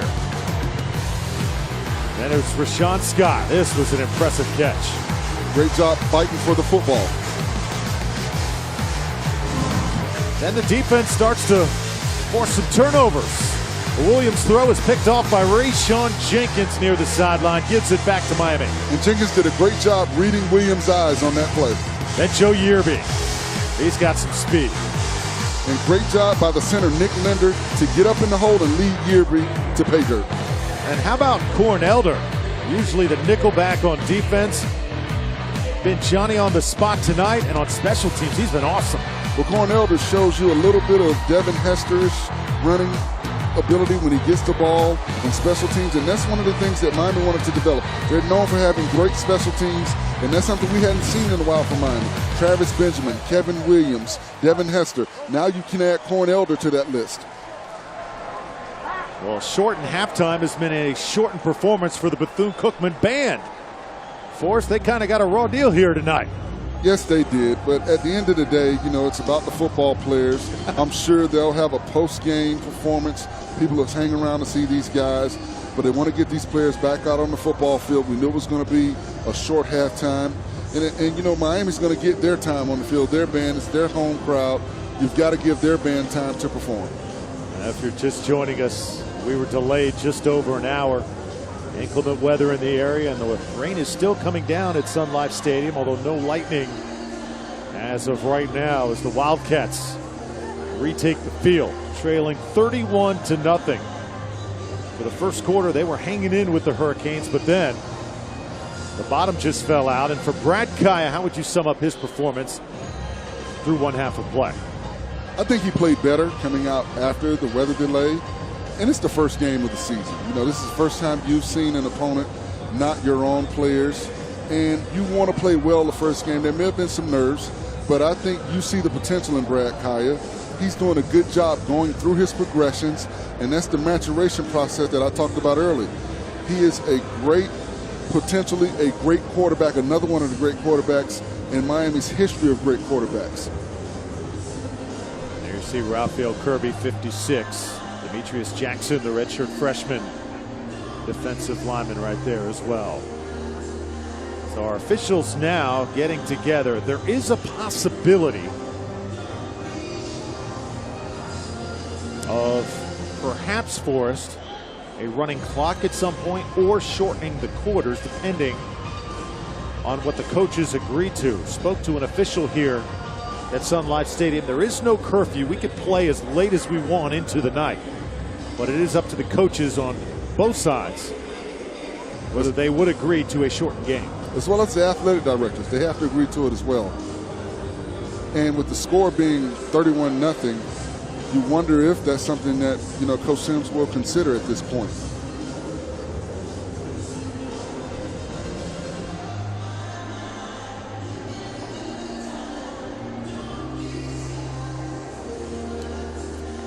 So it has not been an easy debut for Bethune-Cookman head coach Terry Sims. The third and fourth quarter will both be 10-minute. Again, the period for the third and fourth quarter will be 10 minutes each.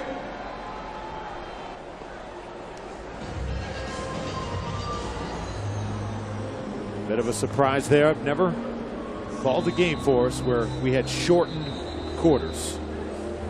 Well, I think if it was a more competitive ball game, Coach Sims, of course, would have said, no, we want to play the full quarters, but I think he knows that you've got a Miami ball club that has superior talent right now. But it's good for his team to continue to play against this type of talent because it's a young team and they're still in the development process. And it's good for Miami as well because they're playing against, someone outside of playing and practicing against themselves. I think also the wet field for us. You've got somewhat dangerous conditions out there. This field has soaked in a lot of rain over the last few hours. And the longer you play on it, longer it gets chewed up. Bigger chance of injury. For Miami, they have already lost one of their wide receivers, Braxton Berrios. Hopefully, he is not out for long and can play in the coming weeks. And Coach Golden wants to continue to see his ball club play like they played in the second quarter. He wants to put more points on the board. You want to please the fans.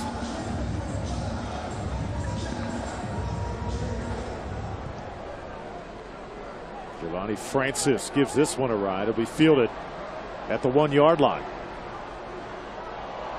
Nice move made there as Artie Burns takes it up to the 28-yard line. In fact, that was Walton, the freshman, who can show that he can also do it on special teams. Boy, the shiftiness that he brings to the field is something to watch. There's the Miami offensive story tonight. Well, you see touchdown, a long drive, nice drive by Miami. Then they got stopped. They only had 3 plays.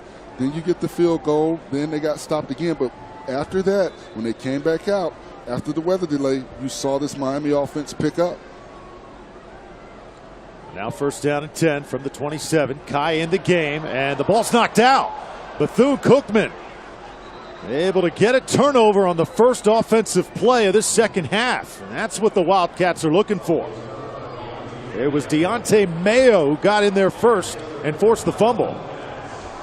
And the left tackle, Darling, did a poor job. He opened up the gate. You've got to keep your shoulders square to the line of scrimmage. You cannot open that gate. You see him reaching right there. You've got to kick back. You cannot open that gate. He opened the gate and gave him an easy corner to get to the quarterback. Kevin Thompson made the recovery for Bethune-Cookman. Turnover tonight for both of these squads. And now for the offense of the Wildcats, they have got to cash in something here.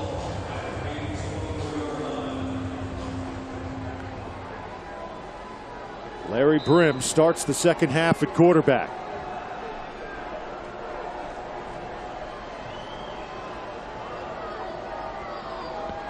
Pumps once and tries to get it to his man Jontavis Carter. They've tried to get Carter several times tonight. But Darian Owens there to knock it away. And Cortell Jenkins did a great job of getting in Brim's face, getting pressure on him, and not allowing him to have the passing lane that he needed to have. Anthony Jordan, now the running back. Bethune-Cookman has showed some life with Brim in the game. Can Larry Brim spark this offense once again like he did all of last season? Got some quick feet, tosses into traffic, and that's going to be intercepted. Miami secondary just all over that one. Artie Burns with the pick. And that was a bad play all around by Brim. He had pressure all in his face, and he threw into double coverage. Sometimes you just got to throw the ball away. And that'll come with time as he continues to play the position. But I thought you should have sprinted him out to the opposite side of the field, to the wide side, give him space where he could have had an opportunity to make a decision. So a golden opportunity for Bethune to get points. They can't cash in. Still trailing 31 up.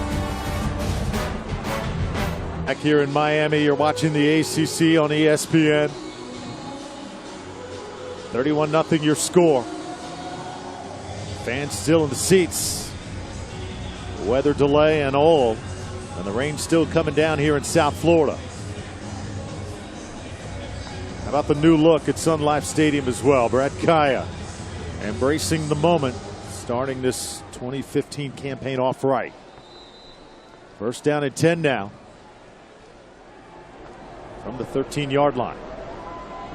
Hurricanes want to run the football. Yearby. He is wrapped up by Kevin Thompson.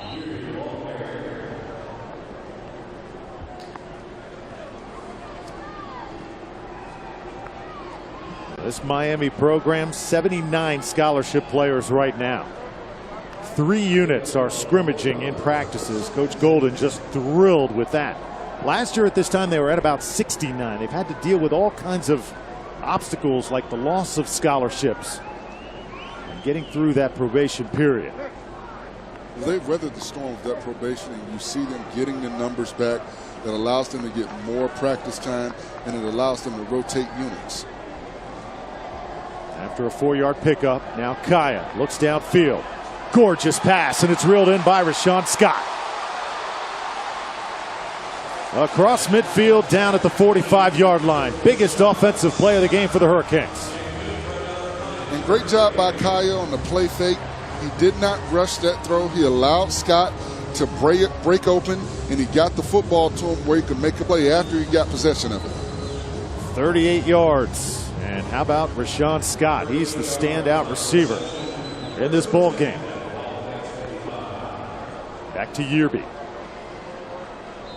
Make a move, pick up a couple. This Miami offense, you got Yearby and Walton in the backfield. You got Brad Kaya with a year of maturity under his belt. Force, this looks like it's going to be a pretty good unit heading into ACC play. Well, I think at the skill position, Miami has all the intangibles to be great. The offensive line needs to continue to gel, continue to work together, and continue to make plays. And what's interesting, when you look out at that left tackle, Casey McDermott has replaced Darling. That is interesting. And Coach Golden talked to us about Darling holding him off during the preseason. So maybe giving up that sack and that turnover has gotten him in the ball game. Kaya had to get it away quickly. Yearby couldn't reel it in. Brad Kaya right now 16 of 26 passing, 173 yards with a couple scores. There's McDermott in the game right now. Well, it's interesting, McDermott did the same thing that Darling did. He turned his shoulders too early. When you turn your shoulders like that, you give a short corner. You open up that gate for that defensive lineman to get around the edge. He's got to kick back. He's got to keep the width of the pocket. All tackles have to get 3 kick steps before they turn and run a defender past the quarterback. Third down now. Kaya looks sideline, and this is incomplete. Trying to get it to his man, Herb Waters. He was covered nicely, though. Let me ask you this, Force. If you're an offensive lineman, you're trying to pass protect for Brad Kaya. You got some smaller players, FCS guys. Are sometimes they tougher to handle than your big, say, SEC defensive linemen? Well, it depends on the size of the guy. You know, if you've got a guy that's 240 to 260, you know he's going to be more of a speed rusher. But what you have to do is you have to have good footwork. A lot of times you see offensive tackles with that inside foot, they'll step up first and then try to recover. That small misstep allows the defender to get a step on you. You've got to get 3 kick steps as a tackle, then turn and run him past the quarterback. You want the quarterback to have a pocket. It's for the guards in the center to stay stout in the middle so the quarterback can step up in the pocket. 31-0. Ball sails into the end zone. A touchback for Bethune-Cookman when we return.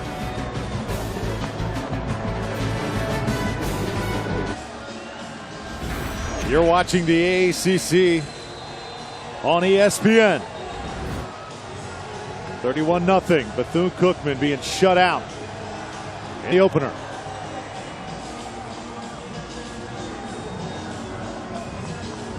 Wildcats football from the 20-yard line as we continue under the rain here at Sun Life Stadium. 4 of 10 passing tonight. for Wildcats quarterbacks. They have not had a lot of success through the air. Quentin Williams keeps it on the ground. And this will be a very short pickup. Michael Jones on the carry. Demetrius Jackson made the stop.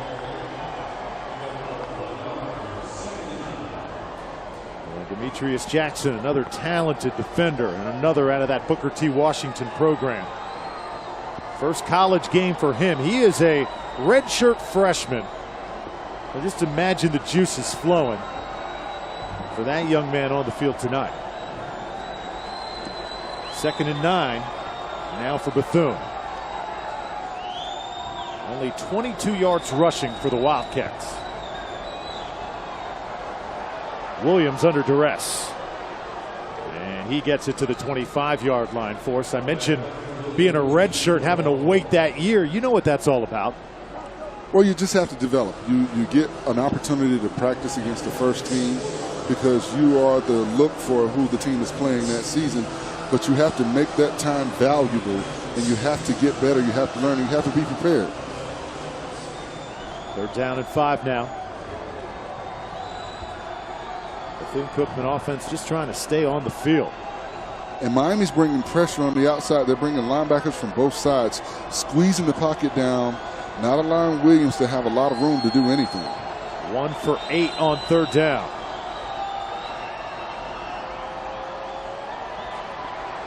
Williams can't get out of trouble. Marcus Gale. And you see they've got their linebackers. They're bringing their linebackers on outside blitzes. These guys are better athletes than the tackles, so the tackles have to do a good job of punching, keeping their heads out of there. You see the tackle give up the short corner, allows Gayo to get to the quarterback. You've got to do a good job. You've got to cover these linebackers up. You've got to go out and jump them sometimes. Linebackers that are rushing on the outside expect you to do pass protection and kick back. Sometimes you have to play games and jump out there and go get them. That's the 3rd Miami sack tonight. As the ball sails out of bounds, they'll have it at the 47-yard line. Bethune-Cookman has not been shut out in 94 games. That could change after tonight.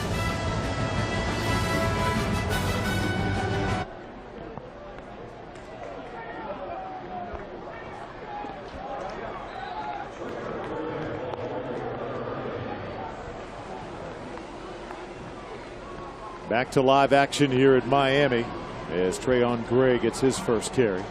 And the new quarterback, Malik Rozier, the redshirt freshman, now takes over for the Hurricanes. Chance for the backup to get some reps here. Sophomore out of Mobile, Alabama. Brad Kaya's night is done. 16 of 27, 173 yards. Gray getting an opportunity now to do his thing.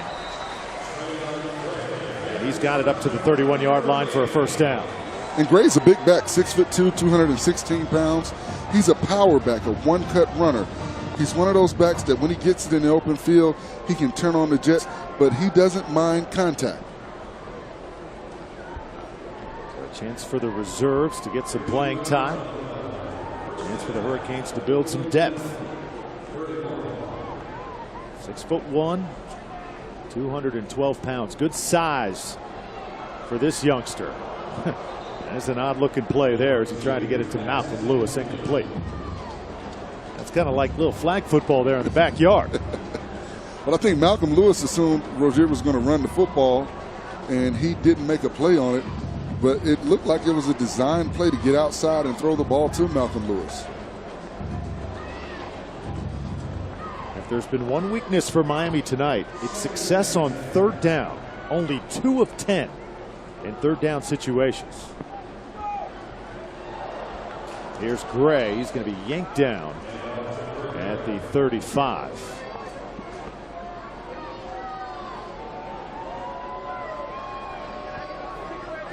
But on 4th down, the Hurricanes have cashed in every time. 3 of 3 in that category.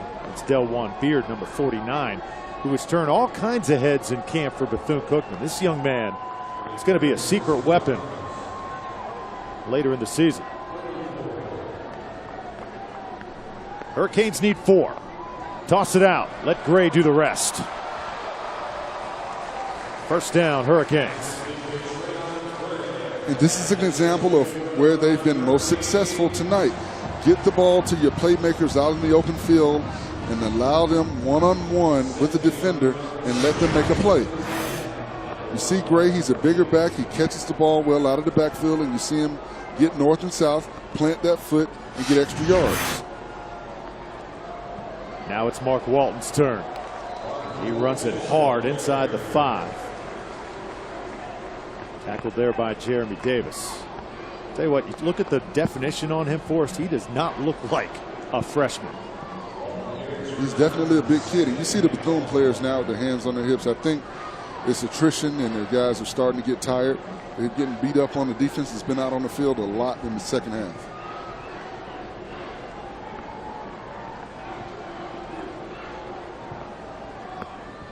Walton again.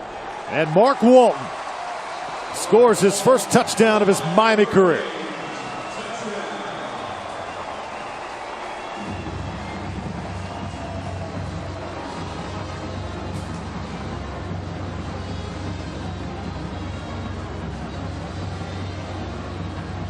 That was a great job by the offensive line, getting pushed, allowing Walton to get up in the hole and make a play. Great job. You see the double team by the offensive line. Walton barely gets touched as he gets across the goal line.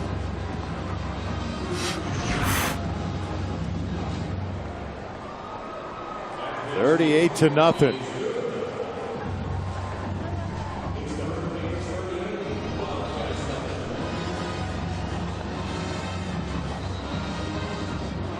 Red zone offense last season, 82%. Tonight, perfect. 4 times inside the red zone, 4 touchdowns.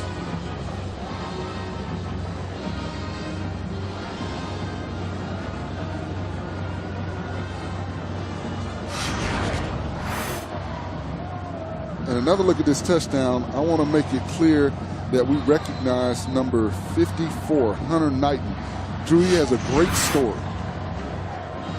Yeah, Hunter Knighton in on that series for Miami. We've talked about players that have missed some time for the Hurricanes coming back. Knighton is one that almost brings you to tears when you hear it. 18 months ago, Hunter Knighton collapsed during a workout, was rushed to the hospital, spent 12 days in a coma. His doctors weren't sure he would survive, let alone play football again. I'll tell you the rest of the story after this play.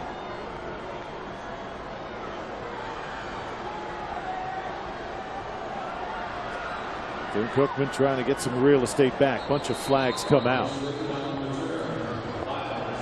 And flags litter the field. It was Drayton on the return for Bethune-Cookman.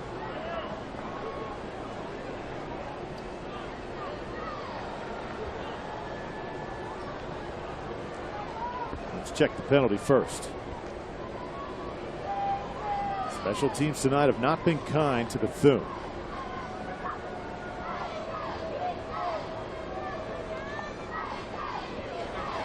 Holding, number 20 on the receiving team. Half the distance to the goal. First down. Mentioned Hunter Knighton.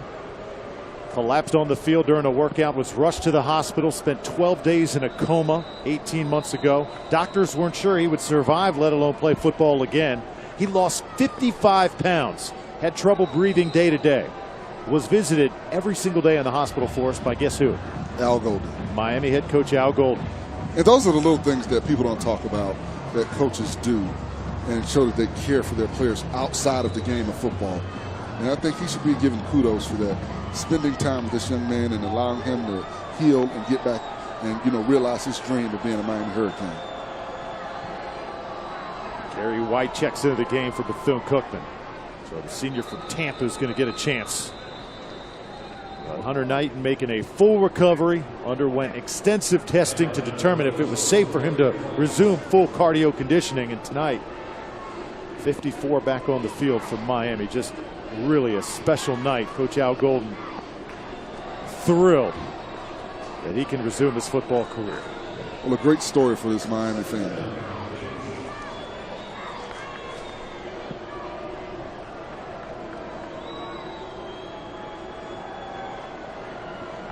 Second down and 10. Quentin Williams still in the game for Bethune-Cookman. Jerry White flares out. Williams looked his way, now tries to run. He tucks it in, takes it towards the sideline, and he's knocked out by Terry McCray after picking up 8. And that was a great job by Williams, not forcing the football, but getting what the defense is giving him and getting out of bounds to stop the clock. Clock continuing to run, though. Under a minute now left to go in the third quarter.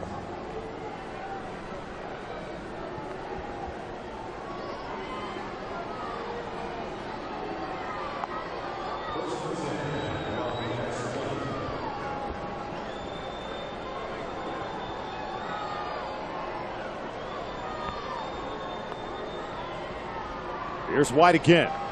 Gary White trying to get to the outside. Does that.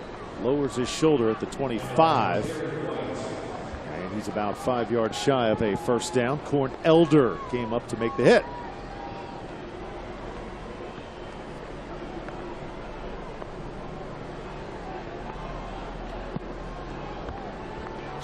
So the third quarter winding down, and let's see if Bethune even gets off a play here before it reaches 0. I don't think Williams knows it, and they won't get it off. It's all Miami. 38-0 is your score. Hurricanes rolling at home.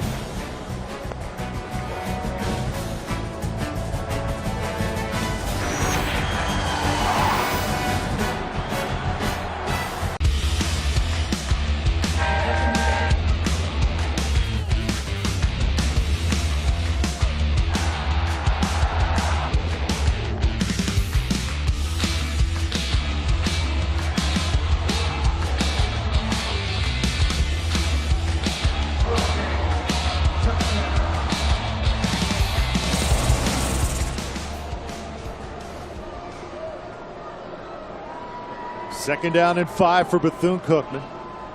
Call it 6 with Williams to throw. Quentin Williams got some room, but there are flags down in the backfield for Bethune-Cookman. Out of bounds at the 36-yard line. This one could be coming back. Jamal Carter there to drag him out of bounds. Holding on the left tackle.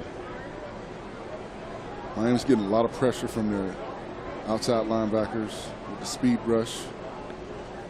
Or maybe not. The Bethune offensive linemen are pointing towards Miami. So maybe it's hands to the face. Personal foul, hands to the face. 95 on the defense. Will be added on to the end of the run. First down. Game summary. It's been all Miami. Brett Kaya high on a few throws in the first quarter, but then settled down. 16 of 27, did a lot of that too, throwing a wet ball. Well, he's over 50% passing. He's done some good things. He's still got some improvement to go. We have to realize he's only a sophomore, and I think he'll continue to get better as the season progresses.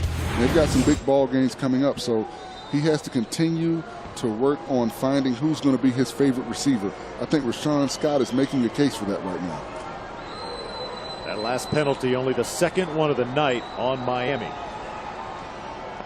Williams still trying to find an opening in this Miami defense, just not happening right now. That's Anthony Moten, a sophomore. He is a backup interior lineman, and he is also a beast.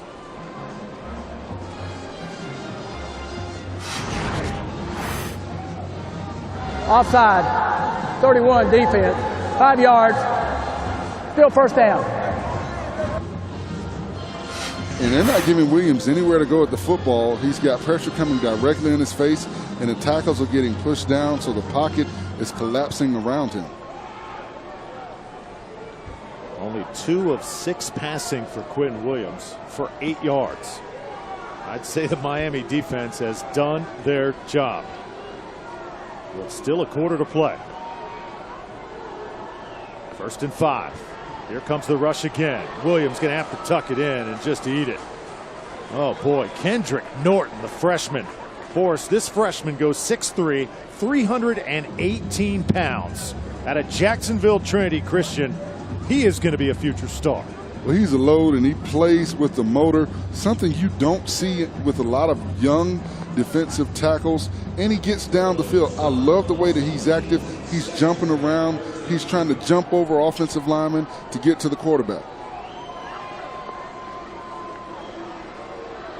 Now 2nd and call it 12. Kerry White is the running back. Miami's defense now obviously wanting to preserve a shutout. Williams tosses it out, and the wet ball too hot to handle. I'll say it is incomplete right there, intended for Milton Williams. And you have to wonder if the speed of the game, playing against an FBS ball club, is starting to get to Quentin Williams. He has no time to throw the football. You see on that play right there, because of all the pressure that he's been getting in his face, he rushed that throw. He didn't set his feet and get the ball up where his receiver can make a play on it. You have to wonder if that's affecting him right now. It's got to be psychological when you've got Orange jumping up all around you and landing on top of you. Another 3rd down and long situation. Williams has not been set up for success. Miami's defense just feasting right now. And Williams got to be careful. He's going to get hurt because the door is just closing in so quickly. And again, his high school teammate McCord making the play there. Well, at this point, orange is not his favorite color. I think he wants to take that out of his color wheel. They've been all over him. And what's interesting, I thought they should have used Larry Brim a little bit more, sprint him outside the pocket. That's where they've had success early in this ball game. They got away from that. They try to do traditional drop back with the quarterback, and you cannot do that when you've got a superior defensive line that's getting pressure on you. Warren Elder already has a punt return for a touchdown tonight. He's back to receive it. Giovanni Francis will punt it away for Bethune. Elder backpedaling. Nice punt at the 10-yard line, and the Wildcats able to get a shot on him. He's down at the 14. So we'll step aside. 38-0. Miami shutting out Bethune-Cookman with 7:21 to go.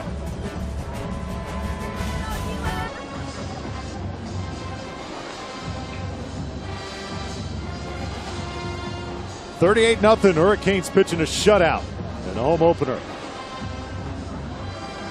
7:21 left to go in this game. And this is what you call, for some, garbage time. But not for these players. These backups getting valuable experience. Malik Rozier in at quarterback for the Hurricanes. And he hands off to Trayon Gray. He'll pick up maybe a couple before being down right there. And for this young Bethune ball club, this is where you have a test of heart and a test of will. You know you're not going to win this ball game, but the coaches are going to go back and look at this film, and they're going to see who continued to play hard, who gave up, who quit.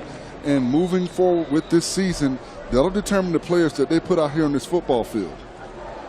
Bethune-Cookman's got Grambling next week, so another big game coming up.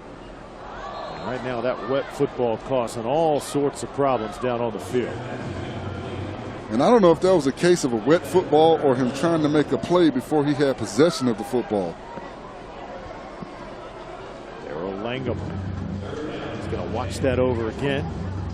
Every single play you want to have act forced. Well, when you're getting time like this and you're a younger player and you don't play as often, you want to make plays so you can catch the coach's eye. And for these players, this is like the preseason in the NFL. Chance to post some minutes here in a blowout. That pass is incomplete. Malcolm Lewis, the intended target. And it'll be a 3 and out for the Hurricanes. Good defense that time by Dietrich Johnson. So we talked about Al Golden coming into this game, and a lot of diehard Miami fans wanting the time for Miami to be now after winning only 6 games a year ago. I'd say he's off to a pretty good start. Well, I think, too, you have to give him credit. He coached this ball club through all the NCAA sanctions, the loss of scholarships. I know it's not the Miami that the fans and the Miami faithful and hopeful wanted to see as far as the last couple of years of their record, but he's done a good job with the talent that he's had as far as keeping them together. We'll continue that discussion when we return. Golden's Hurricanes looking golden tonight.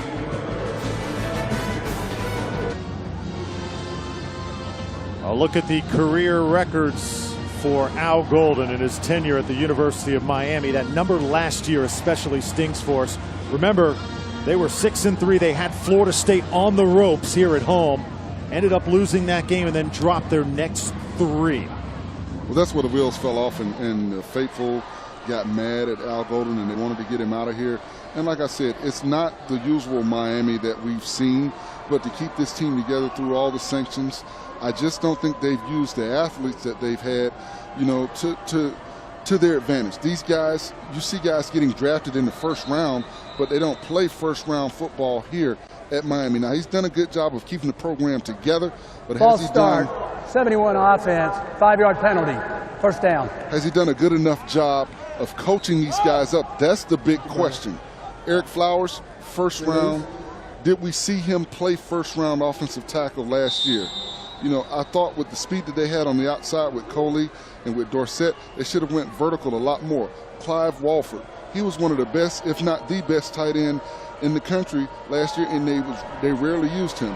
If they played with the game plan that they played in the Florida State game in the first half all season long, that aggressive attacking style, you know, let their defensive backs play man coverage on the outside and bring pressure, I think they would have won a lot of those games that they lost. They should have beat Florida State last year. Anthony Moten on the stop that time as we near the 6-minute mark. Larry Brim in at quarterback right now. The high point for Golden's tenure. A couple years ago, this was a 7-0 football team. But they just haven't had teams that have finished strong here at Miami. That's something they are really looking for. And another thing for us is a signature win. I think the biggest win for this program was a couple years ago against the Florida Gators, but then Florida ended up being a 4-8 ball club with Jeff Driscoll. But that signature win, that big win, that Florida State game could have been that last year. As you look down the schedule this year, what games really stand out for that opportunity? With a game in week 3 against Nebraska here at home. Nebraska lost a tough ball game on a Hail Mary to BYU, so I know they'll come back ready to play next week and be prepared to come down here and face this Miami ball club. If they can come out of that game 3-0, I think people start to open their eyes and recognize this Miami ball club as a team to be reckoned with.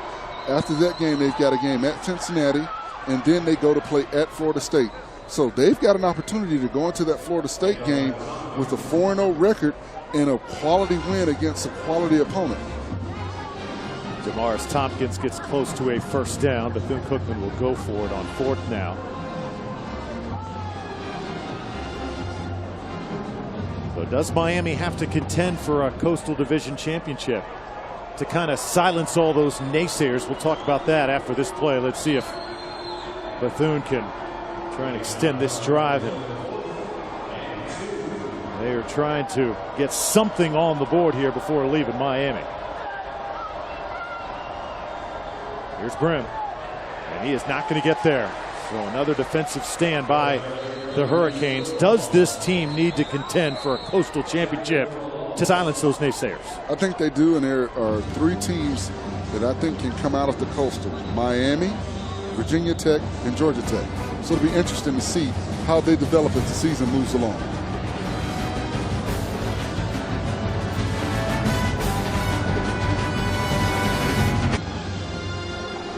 A good look at South Beach. It is hopping, as always, even with the rain coming down here. 38-0. Hurricanes in control. And, well, I am just glad college football is back. How about FIU with a big win over UCF a couple nights ago? Big for this area. Here the Hurricanes just unchallenged by Bethune-Cookman. There's another big run by Gray as he takes it down inside the 15-yard line. Comes up a little bit slow, but it's another big game. You see the power back ability, but you also see that once I get outside and get in the open field, I'm going to get going, and you've got to come and get me. Great job by Gray. And this is positive for Miami. You've got Yearby, you've got Walton, you've got Gray. They've got a three-headed monster right now at running back. Boy, he kind of runs like Gus Edwards, too. Only 6 carries last year for Trayon Gray. Making the most of his chances tonight. Talked about Miami possibly challenging for a Coastal championship. Talk about the Coastal, you can talk about Georgia Tech, the defending champion, but don't forget Duke, who won the division year before that, and then Virginia Tech. They're the only team that beat Ohio State last year. This Miami group, though, very capable. Well, I think they've just got to take it one game at a time. The matchup everybody wants to see, the matchup that they envisioned when they split the ACC into divisions, was Miami versus Florida State in the ACC championship game. Ball comes out at the end of that run. Trayon Gray got it to the 1-yard line. It's going to be really interesting this year in the ACC as you see Gray, very physical run.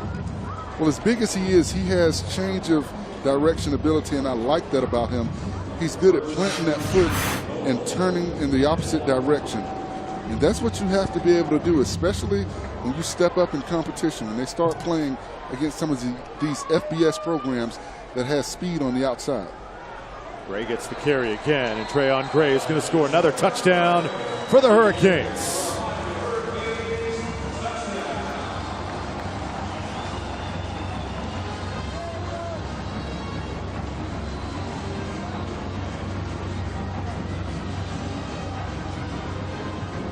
And I'll tell you what I like about that drive. Coach Golden didn't take him out. He looked a little gassed, but he kept him in and allowed him to get the pay dirt. He gets the reward of taking the team down the field with his bruising running style. A lot of times you see guys take the team down the field and they put a fresh back in there to get the touchdown. I like that.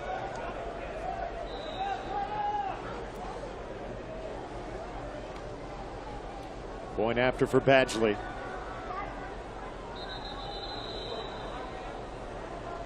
Trayon Gray, 8 rushes, 77 yards. False start, 78, offense, 5-yard penalty, try. The long for Gray tonight has been 33. But he is a powerful downhill runner that Coach Golden now knows he can use in key situations. But I think the most impressive thing tonight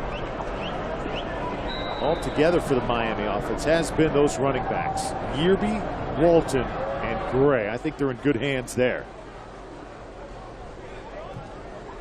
So you lose Duke Johnson. I don't think one guy can take Duke Johnson's place, but 3 guys, perhaps. I'll tell you what I've seen from Walton, you give him the ball and feed him like you feed Duke, he may be able to. Trayon Gray makes it 45-0.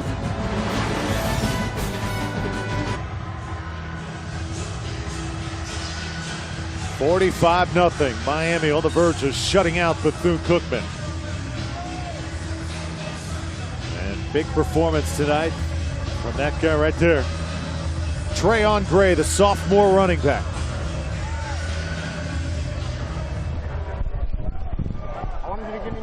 Keep in mind, Bethune-Cookman has not been shut out since November 11th, 2006, when Howard did it. But Bethune-Cookman now is going to shoot for a MEAC championship. And interesting thing about the MEAC champion this year, Forrest, is they are no longer getting an automatic bid into the FCS postseason. Instead, take the MEAC champion and the champion of the SWAC conference, and it's a special celebration bowl. First time ever at the Georgia Dome, December 19th, 2015. Televised on ABC, noon kickoff. It is going to be a spectacle. Well, it will be a spectacle, and I love what it does for HBCU football. James Shaq Harris, Big Cat Ernie Ladd, Walter Payton, Jerry Rice, Eddie Robinson, Doug Williams, Michael Strahan, Steve McNair, Shannon Sharp. So many great players. Illegal substitution on the offense. 12 men in the formation. 5-yard penalty. So many great players come from HBCU programs and have done great things in the NFL, and I love this celebration of HBCU schools with the MEAC and the SWAC playing in this bowl game on December 19th in Atlanta. There you see the stat that I mentioned before that. It's been nearly 10 years since Bethune was shut out. Did some good things tonight on defense, but offensively, definitely a lot of things to work on as they get ready for Grambling. Larry Brim under center. He'll keep the football and be down at the 23-yard line. Events surrounding the Celebration Bowl include a kickoff luncheon, a VIP event, a community outreach, and family events. Like and follow the Celebration Bowl online at thecelebrationbowl.com, on Twitter at Celebration Bowl, and on Facebook. That's a game that is going to be fun to be a part of this season. The MEAC champion and SWAC champion dueling it out.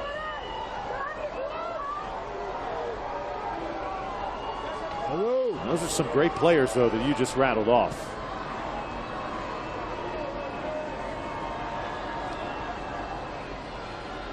Larry Brim still fighting for the Wildcats. He takes it up for about 3. And now it's time for our Capital One Impact Player. Who you got, Big Foe? I like Rashawn Scott. He's made big plays all over the field. He's shown an ability to go up and catch the football. He's caught it in traffic. He's gotten yards after contact. He's fought for the football, and he's made himself a target for Brad Kaya. He looks to be Brad Kaya's favorite target right now. 6 catches, 100 yards for Rashawn Scott, and a touchdown. And it's a great story. He hadn't played in over a year. He had an injury in 2013, got injured last year in the preseason and didn't play at all. So for him to come back in his first ball game in a while and have such a big ball game, that's good for his confidence, and it's great for this Miami program moving forward. He's got great size for a wideout. He's going to be a tough matchup all season long. Well, you know what he does great is he's such a big guy, and he plays that X position. He's on the line of scrimmage, but he's able to get off the jam. He's very good with his hands. And when you play that X position and you're on the line of scrimmage, you have to be able to beat that jam because the defender's going to get in your face. So a punting situation coming up for Bethune, and Jaquan Johnson back to receive it for Miami, and this could be the final play of the contest.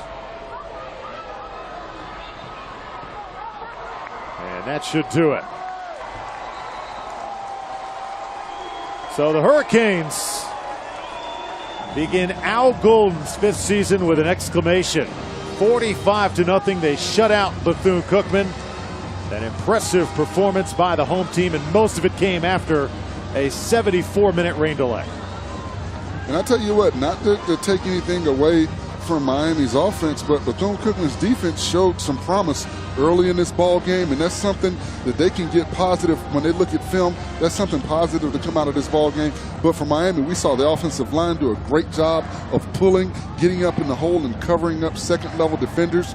We saw 3 different backs make great plays. We saw Kaya get into a rhythm as the game went along, but most importantly, we saw what looked like an old Miami defense with the pressure from the outside, from the defensive end and the linebacker position. Once again, the numbers on Kaya: 16 of 27, 173 yards, 2 touchdowns, and no interceptions. Rashawn Scott, a good night. Mark Walton, a good night. Corn Elder, a great night. Yearby pitched in as well. For Forrest Connolly, I'm Drew Felios, saying so long from Sun Life Stadium in Miami.